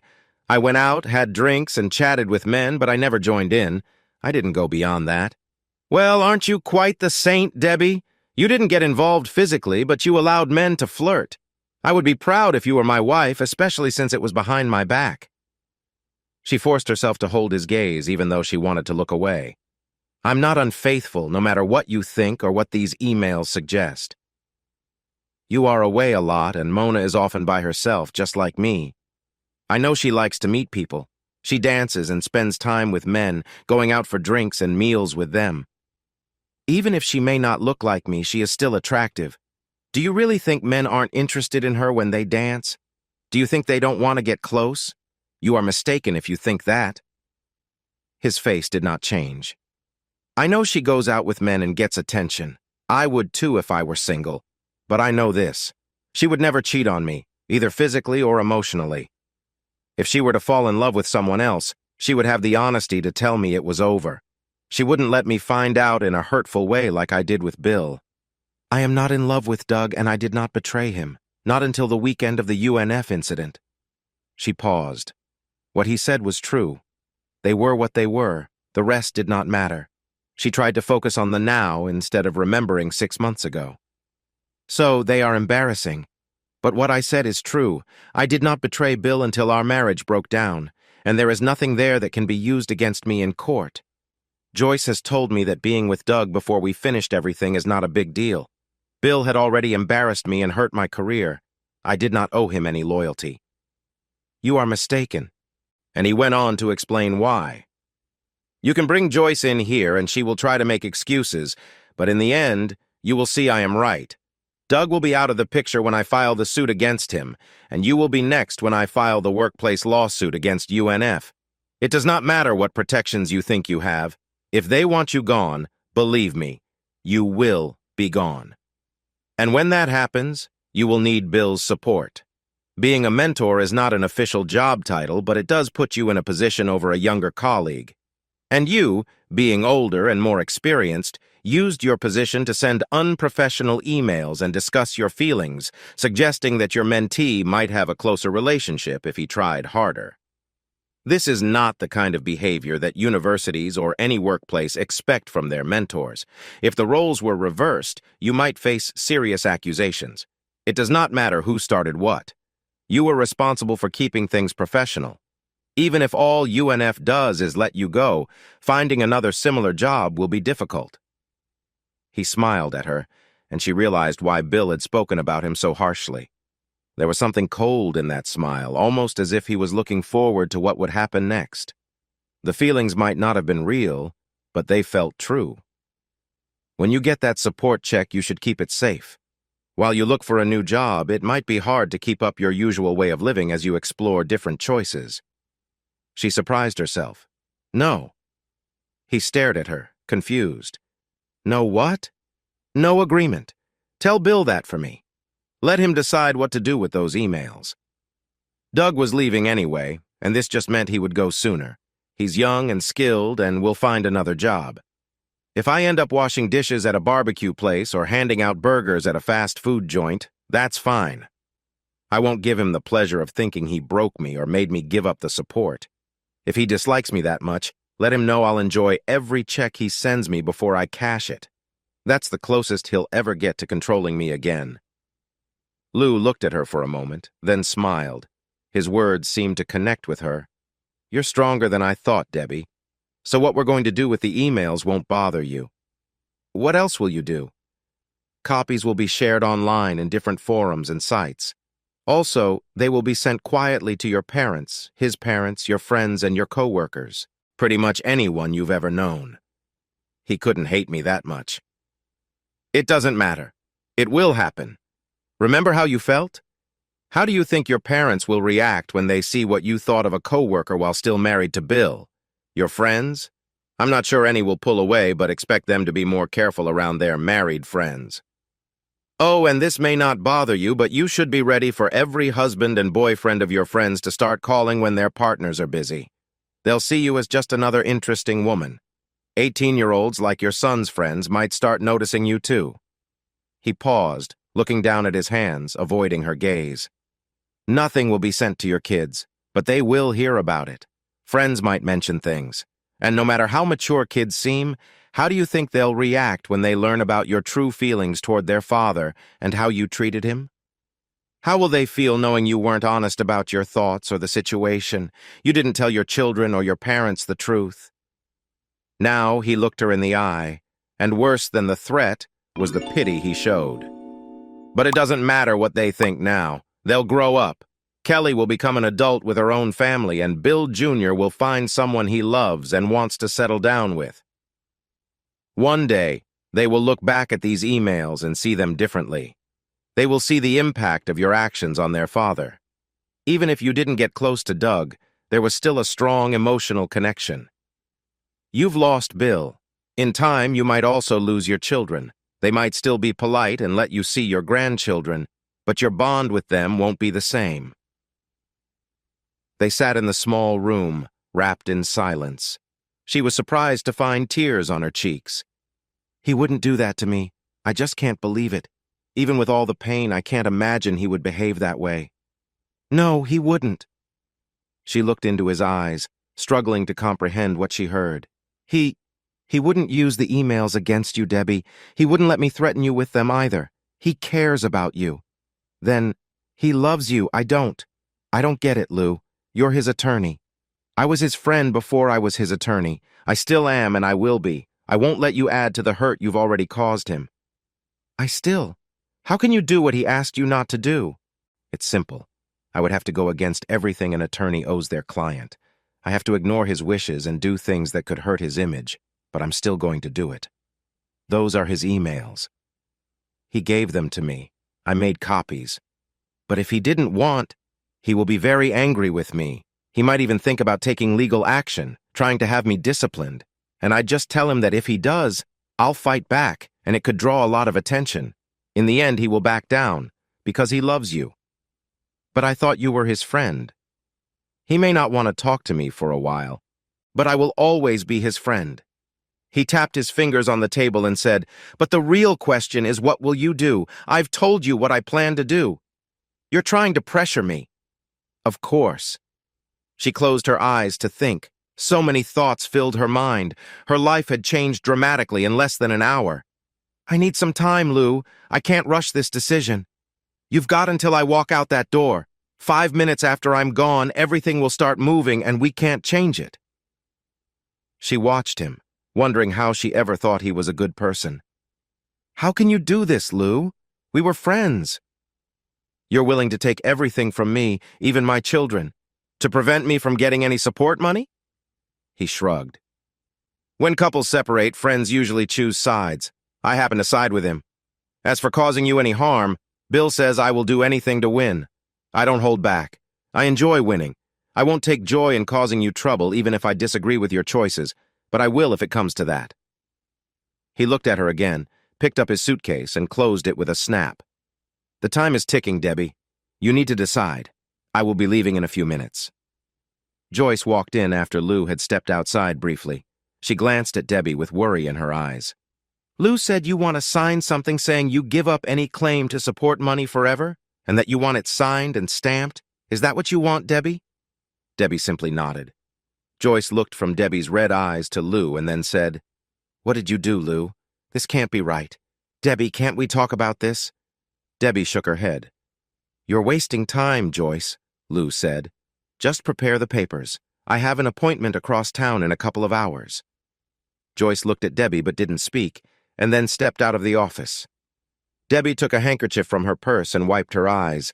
The tears had smudged her makeup, and looking in the mirror, she wished she looked better. She cleaned her face and then looked up at Lou, who stood by the doorway. I wish he were more like you. You really made things harder for me, and I wish things were different. Isn't that strange? He studied her for a moment, and she felt he was thinking about what she had said. The strange thing is, Debbie, I wish I were more like him. Why? You're attractive and young, but it's more than that. You go after what you want. If you were free, you would seek out a different life. You're not a kind person, not really, but I never did like overly nice people until I met Bill. He came back to the table and sat across from her. You don't really know your husband, do you? I know him much better than you do. I've known him longer. He shook his head. That's probably why you two are parting. This happens sometimes. If I had known, I would have talked to him, but I doubt he would have listened to me. You know about his work, but you don't understand what his life is like. He hides so much, like someone who keeps their daily life a secret, or a soldier returning home who can't share their stories. So you don't know who he truly is. He's a lawyer, Lou. He wears a suit and speaks in front of juries, but has been doing that for a long time. Don't imagine he's perfect. He suddenly stood up, moving his chair back, and walked over to her in one smooth motion. He took her hands gently and helped her to her feet. Listen to me. Bill is the best person I know and deserves better than someone who would leave him for a shallow reason. Do you know what makes him stand out? Do you know why Edwards chose him to lead the state attorney's office when he had many experienced lawyers to pick from? It's simple. He always does what is right, no matter the situation. You can't intimidate him. You can't sway him. Even if his life was on the line, he would still choose to do the right thing. He could be very wealthy now if he had taken any of the offers from big firms. He's faced threats, but I bet you have no idea what they are. The reason Edwards respects him is that he knows if he asked Bill to do something wrong, Bill would refuse and leave a job he loves. He gently released her hands, and she sat back in her chair. You are quite impressive, Debbie, and that's the truth. But Bill could look for other relationships if he wished. I don't have much influence, but I have clients and their families who show me gratitude, not every day, but often enough. He holds people's lives in his hands and decides their futures. Even if he weren't perfect, he would still draw attention. It's unfair, but everyone knows that people often look for prosecutors when making deals, and families reach out to them after positive results. It's not something you can prove, but it's widely understood. You see him as plain, and it's clear you don't appreciate him. But the people around him know he is the one who runs that office. The spotlight-seeking figure is a politician. Bill is the one who makes important choices, deciding who moves ahead and who doesn't. He is the strength of that place. Anyone wise knows that connecting with him can lead to progress. Can you guess how many people have found new chances because of him in the last 5 years? There's a reason his colleagues call him the Iceman. She just shook her head. The thought of Bill, usually seen as unremarkable, being with someone else was hard to imagine. She watched Doug flirt at college and felt jealousy, even if their connection was just casual. But she had never worried about Bill, and maybe that was part of the issue. Lou must have sensed her feelings. I know he is hurting, but sometimes divorce can actually be good. He's a good man with a bright future. He could have stayed in a stale relationship for a lot longer, but if you hadn't gotten involved with Doug, you might still be unhappy with someone else. He studied her face again and went on, I'm not saying you are being unfaithful, Debbie. You might believe you aren't. I'm just saying he clearly isn't meeting your needs, and it seems unlikely that you could stay satisfied for long. You have a lively personality, and you probably want deeper connections than what you've been getting. This is going to be hard for him, but he's already starting to change. He needed a wake-up call, and you gave it to him. In the end, he will be better off. Joyce came back with the paperwork and a secretary. Lou read it, nodded at Joyce, and handed it to Debbie. This is your last chance, Debbie, Joyce said, glancing at Lou. Please think again about signing it as it is. If Lou said or did something that influenced you, we can deal with that. You can always talk to a judge later if you feel the need. This is different from child support. Child support can change. This cannot. You are making a firm choice, seemingly without pressure, that you are giving up any claim to financial support for the rest of your life, no matter how your situation or needs might change. It's essentially permanent. Unless you can show that Lou did something wrong, it's unlikely a judge would change this. Please think it over. Take at least a day to decide. Debbie looked at Lou. She felt trapped. She took the paper and quickly looked it over before signing. The secretary notarized it and left the room with the documents. We'll keep the copy and you'll have the original, Joyce said to Lou, her expression a mix of frustration and respect. You certainly earned your fee today, Lou. I hope you can feel good about your choices. I won't need to, he said with a small smile. Mona's home. A look exchanged between them made Debbie smile. He might be devoted to one person, but he seemed to appreciate Joyce's energy. If Joyce hadn't been there, Debbie felt that things would be very different. At least Joyce had good taste. After another long look, Joyce sighed and said, Well, If you see him, please send my best to your interesting partner." Lou nodded and replied, "Sure, just—" He motioned to her, and they moved to the side of the conference room, but Debbie could still hear them. "I'll pass along your greetings, Joyce. He's meeting some people now, but you never know, he might surprise you and reach out. It's just, I'm an adult, Lou. I'd prefer it was you, but you're taken. I'm just looking for a bit of fun.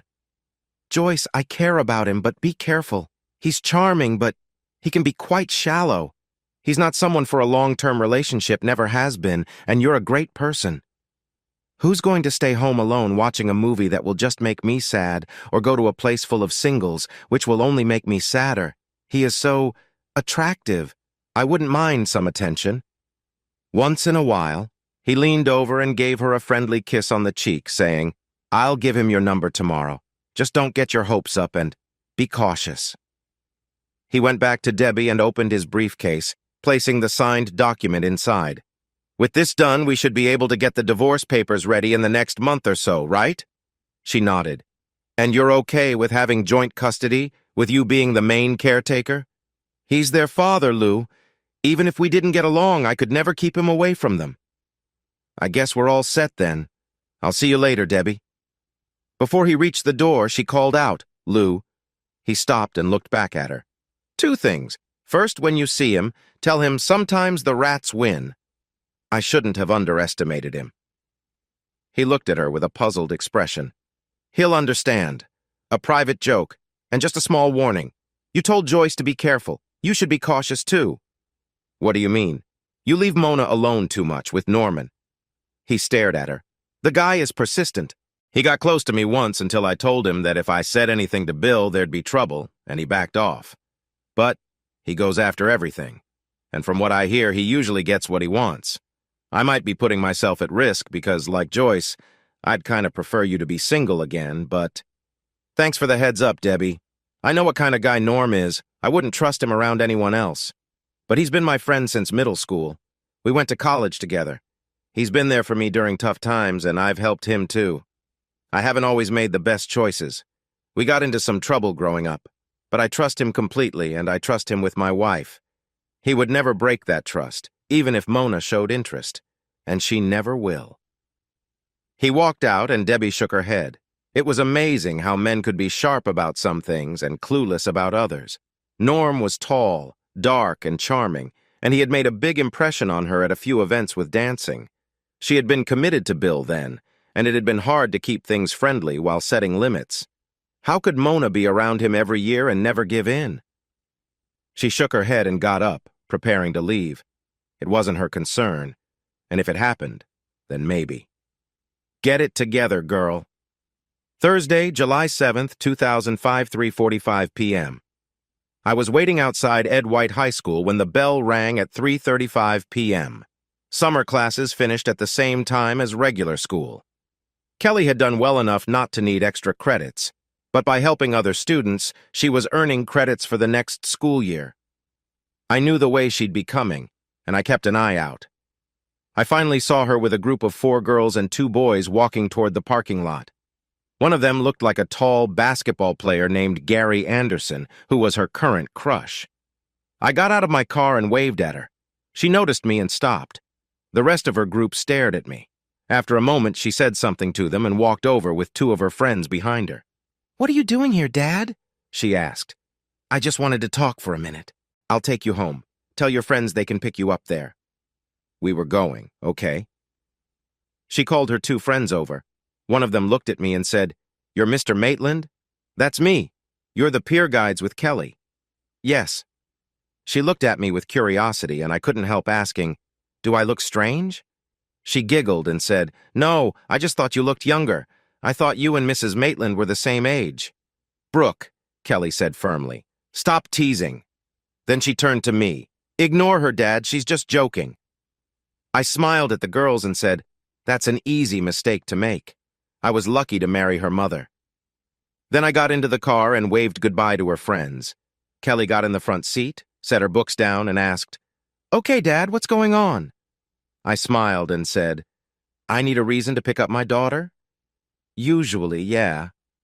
"That's true. Look, Kelly, I meant to talk about this earlier, but..." Your mother said something recently. She glanced at me and then looked down at her lap. No, please tell me she didn't. She didn't mean anything by it, it just slipped out. Look, it's not a big deal, it wasn't important. Something significant happening in your life is no big deal. I know things have changed since your mother and I were in high school, but I don't think they've changed that much. It's not. Yeah, it was serious. But everything is fine now. I didn't have any lasting problems. Mom talked to the person involved. He shouldn't have acted that way. What were you going to do, Dad? Send him away? We weren't in a good situation. Nothing was going to happen to him. But it might have made you feel better, but it wouldn't have changed anything. If you had done something, it would have just drawn more attention to it. I'd have to live with it forever. I'm sorry, but I made your mom promise not to tell you. You always make a big deal out of stuff. We sat in silence for a moment. Has it been so hard having me as a father? No, it's just that your job is always there. I can't do the regular things other kids do because I'm your daughter. It would be a big deal. And everyone is cautious around you. Has it been like that for others? I guess so. BJ likes going to other guys' houses because things feel more relaxed. His friends seem a bit uneasy here, too. I never really thought of it that way, but it's okay, Dad. We know your job is important. Mom always reminded us. It's just that... What? One night I came home from a date. I think it was when you were busy with that case involving the little boy. I walked by your room and saw Mom lying on the bed, crying. I thought you two had been arguing. I got on the bed with her and asked her what was wrong. She just hugged me and said nothing was wrong. But then she said, even when he's here, he's not really here. I understood what she meant, but it's not your fault. Thursday, July 7th, 2005, 9 p.m. By 9 p.m., Doug hadn't called back after her 4 attempts. Bill hadn't answered her 6 calls either. Bill Jr. was spending the night at a friend's house as usual. Kelly was out on a date. She always made an effort to be home by midnight on school nights and generally stuck to the curfew Debbie set for her. Unlike some of her friends who had started acting out by the 10th grade, Kelly had just finished 11th grade and was a good kid. She was way better than Debbie had been at her age. Looking back, Debbie felt both embarrassed and relieved. She had been a handful at 17, grown up in body but with the judgment of a much younger person. It was mostly luck that kept her out of serious trouble. Seeing Kelly now, she couldn't complain. She tried watching TV, listening to music on the iPod Kelly encouraged her to buy, and even grading essays on the best business structure for today's world. Eventually, she went back to reading a folder of emails. Tears filled her eyes every time she thought about Bill reading those emails for the first time.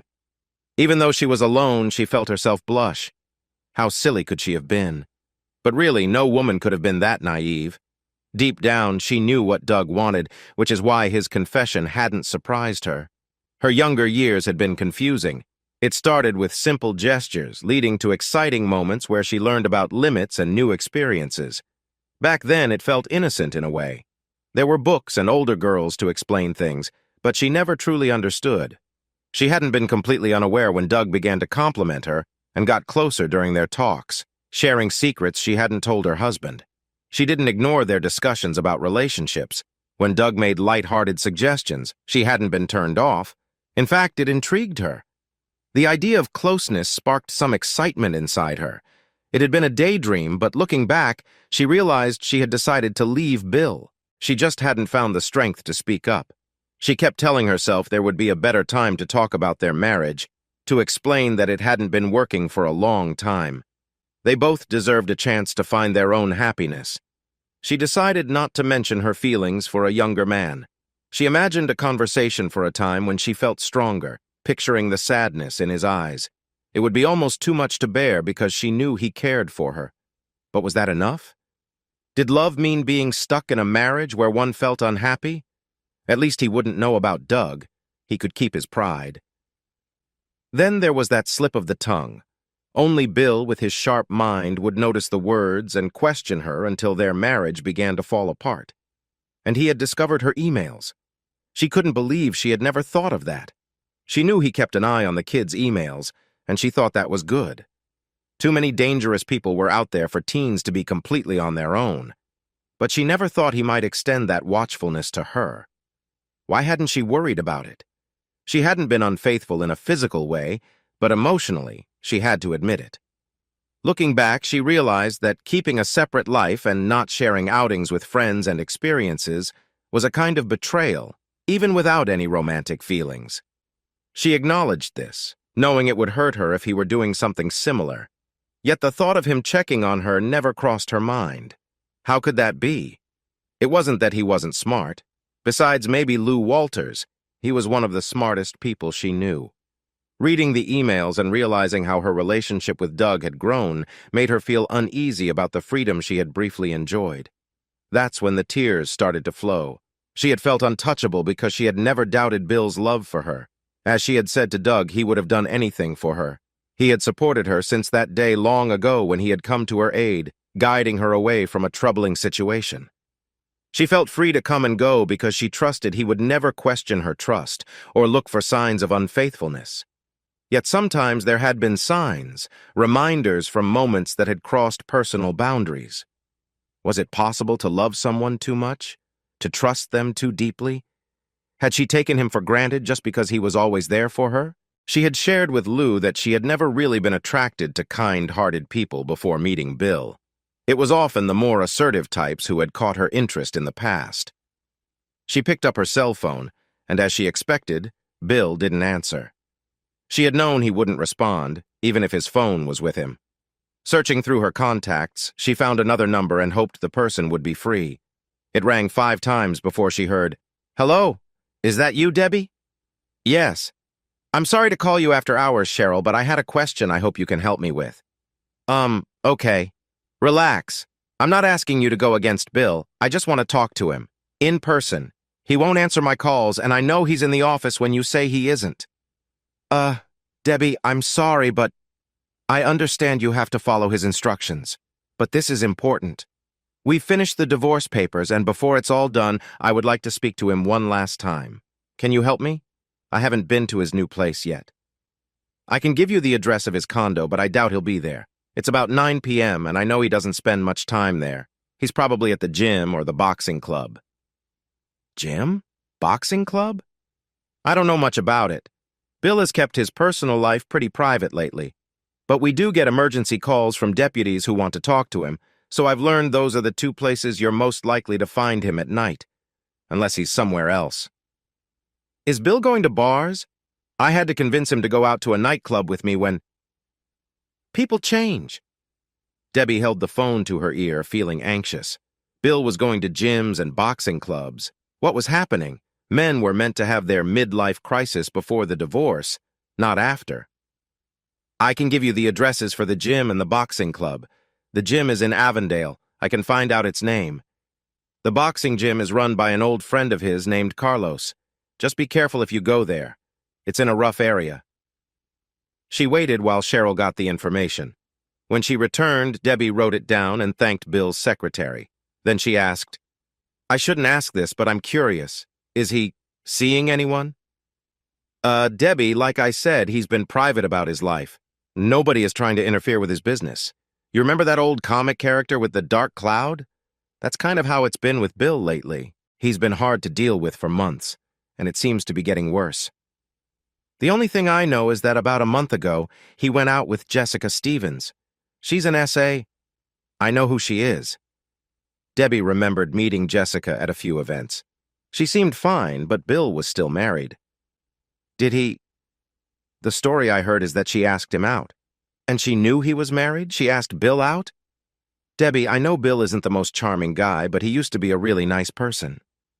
Something about Cheryl's words caught her attention for a moment, and then Cheryl added, Of course, there's that story about Myra Martinez. I heard a rumor that a woman named Myra asked Helen in personnel to let her know when your divorce was final. This caught her off guard. Myra, the receptionist at Edwards, the one who seems to wobble when she walks. She likes Bill? Yep, that Myra. Debbie was surprised. Myra was known for being very attractive, and everyone knew she had a close relationship with Edwards. Bill had shared stories about how others hesitated to approach her because of that connection. In disbelief, Debbie snapped her pencil in half. Myra seemed so different from her, and Debbie often felt plain next to her. Shaking her head, Debbie let out a small laugh. There was no way someone like Myra, who probably had many admirers, would be interested in Bill, who didn't have the most impressive looks. Even if Bill had the qualities that Lou talked about, Debbie found it hard to believe Myra would ever consider him. The idea was just silly. "Thanks, Cheryl. I won't tell Bill where I heard this. I'll just mention that the kids said something. Goodbye." As she drove to Avondale with her GPS, Debbie couldn't stop laughing. Myra likely wouldn't even notice anyone who didn't measure up to her standards. The thought of Bill trying to approach someone like her was amusing to Debbie. When she arrived at Bill's condo, it looked simple. After ringing the doorbell and knocking, she found it dark inside without a sign of him. His car wasn't there, so she decided to visit the local gym that Bill had mentioned. Using her GPS, she reached a big warehouse-like building on the edge of Avondale, situated in a neighborhood with a few specialty shops and nice restaurants. It was one of the better parts of Old Jacksonville. The building had a big sign that said Hurley's and a large, well-lit parking lot. As she drove in, she noticed two cars parked by what seemed to be a loading area. One was an Escalade, and the other an SUV. Though the neighborhood was nice, Debbie felt a bit uneasy. She parked in front of the big glass windows and made sure no one was around before getting out with her cell phone ready. She walked to the window and looked inside. The gym was brightly lit but looked empty. Suddenly, she noticed some movement to the left side of the building. There were weight machines set up in front of what must have been the changing rooms and bathrooms. On the far left, some weights were placed, and beyond that, there was a fairly large swimming pool. With the trained eye of someone who spent a lot of time in places like this, she thought it looked like a well-equipped gym. Before she noticed a figure on the weight machine nearby, a flash of annoyance crossed her mind. She had tried hard to get Bill to come to places like this, but he only started showing interest after she decided to part ways with him. What sense did that make? The man at the machine wore a sleeveless shirt. The lights shone on his skin, showing the sweat dripping off his back and arms. She watched him for a moment. The muscles in his back moved as he pushed up on the arms of the machine and lifted the weights with strength. He was clearly putting in a solid effort, showing he was serious about his workout. He wasn't overly muscled. He was lean with noticeable strength, she observed as she continued watching. He looked to be in his 20s or 30s. She guessed he was probably trying to get in better shape, likely motivated by someone close to him. As he kept exercising, he seemed focused and determined.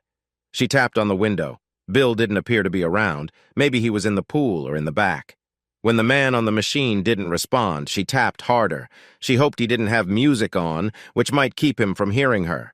He paused, setting down the weights and looking around. When he didn't see anyone close by, he finally turned and glanced toward the front of the gym, making brief eye contact with her. He got off the machine, stood up, and stretched. She realized she needed to get in touch with Doug. Watching him, she reflected on her thoughts and possible plans for the evening.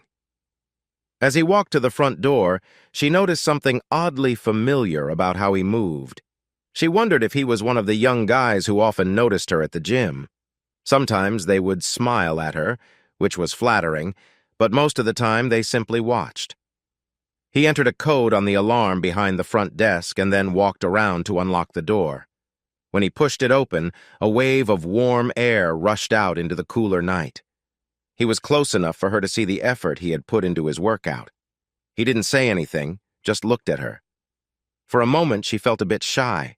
She was dressed casually in jeans and a top, which wasn't tight or revealing, but she still felt exposed. She was alone with a guy she didn't know. If he worked in the gym and had the security codes, he was probably safe. But there was still some tension in the air. She noticed he hadn't spoken, just stared at her with a strange look. The longer she looked, the more familiar he seemed. "Bill?" She stepped back without thinking. She couldn't help but wonder what people would say, seeing such a strong resemblance to her husband in a stranger. It couldn't be Bill, but the similarities were striking the eyes, the nose, the mouth. This man had a younger, thinner face, but the resemblance was remarkable. "Hello, Debbie. What are you doing here?" She was frozen, trying to understand what she was seeing. "Lou already called me and told me about everything. Thank you for coming. I'm sorry it happened like this." The more she looked at him, the more he seemed like a younger version of her husband. The shaved head was new, but somehow seemed to fit him. She opened her mouth, but no words came out. He glanced at her, then looked down at himself. He offered her a comforting smile. "You haven't lost your mind? It's been 3 months since we last saw each other. I haven't really gotten my appetite back, and a friend helped me start working out here." He pointed to himself. "They allow me to come in after hours. They turn off the air when they close, and I don't want to waste their energy. Also, I've heard that exercising in the heat helps lose weight. I usually keep it simple since no one else is around. I still have progress to make, but I've improved a bit." She noticed how much his body had changed.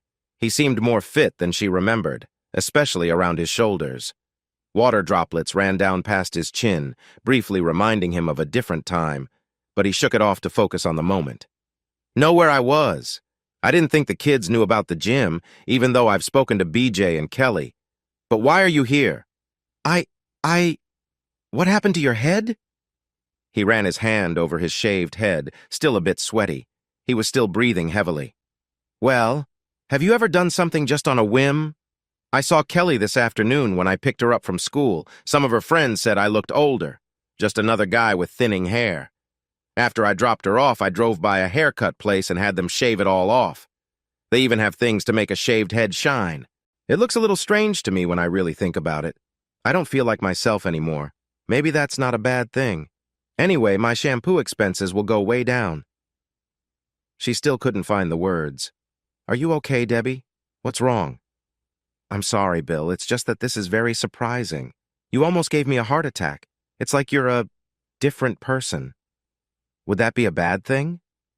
She looked down at the sidewalk in front of the gym, relieved she could stop staring at him.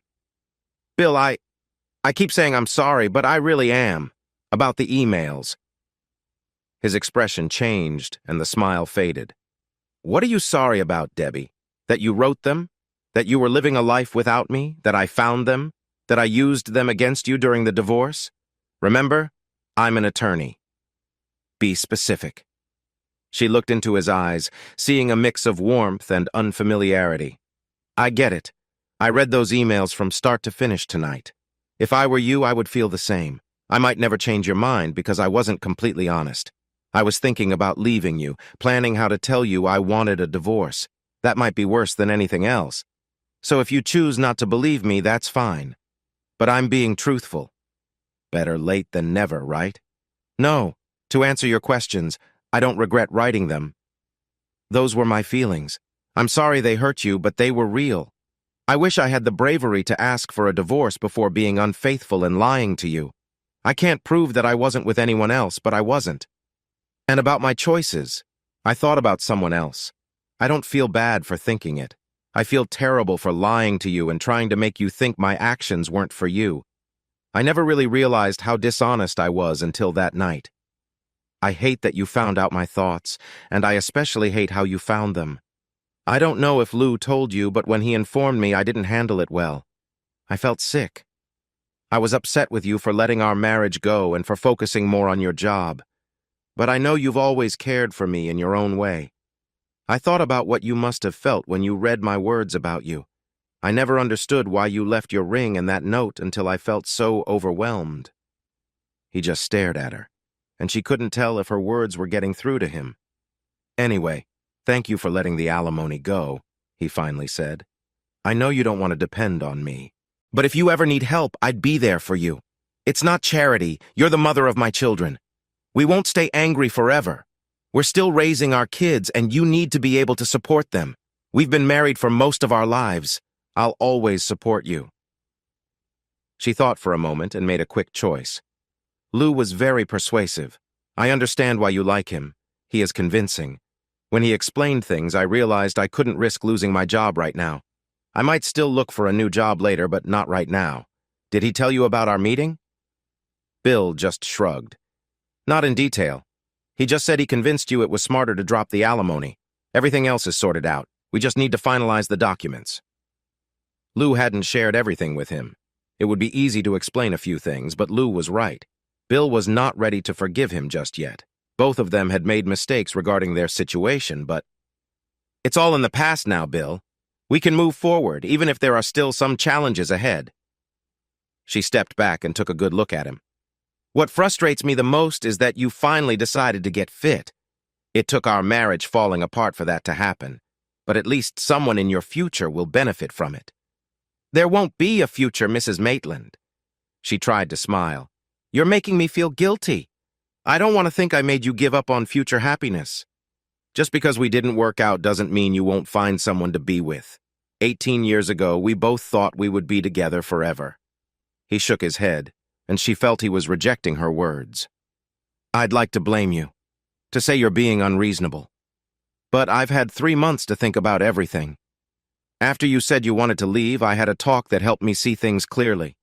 It made me realize something I knew but didn't want to face. My job isn't just a job, it's part of who I am. And because of that, my work always came first. I put my career ahead of you and our kids. I see now that you only wanted what any wife desires to be important in her husband's life. I haven't done that for 10 years. I'm not going to make those mistakes again. I don't want to neglect another relationship. I understand who I am now, and I'm okay with that. I'll try to reconnect with our kids, but for everything else, I'm going to focus on my work. I guess some people just aren't meant for marriage."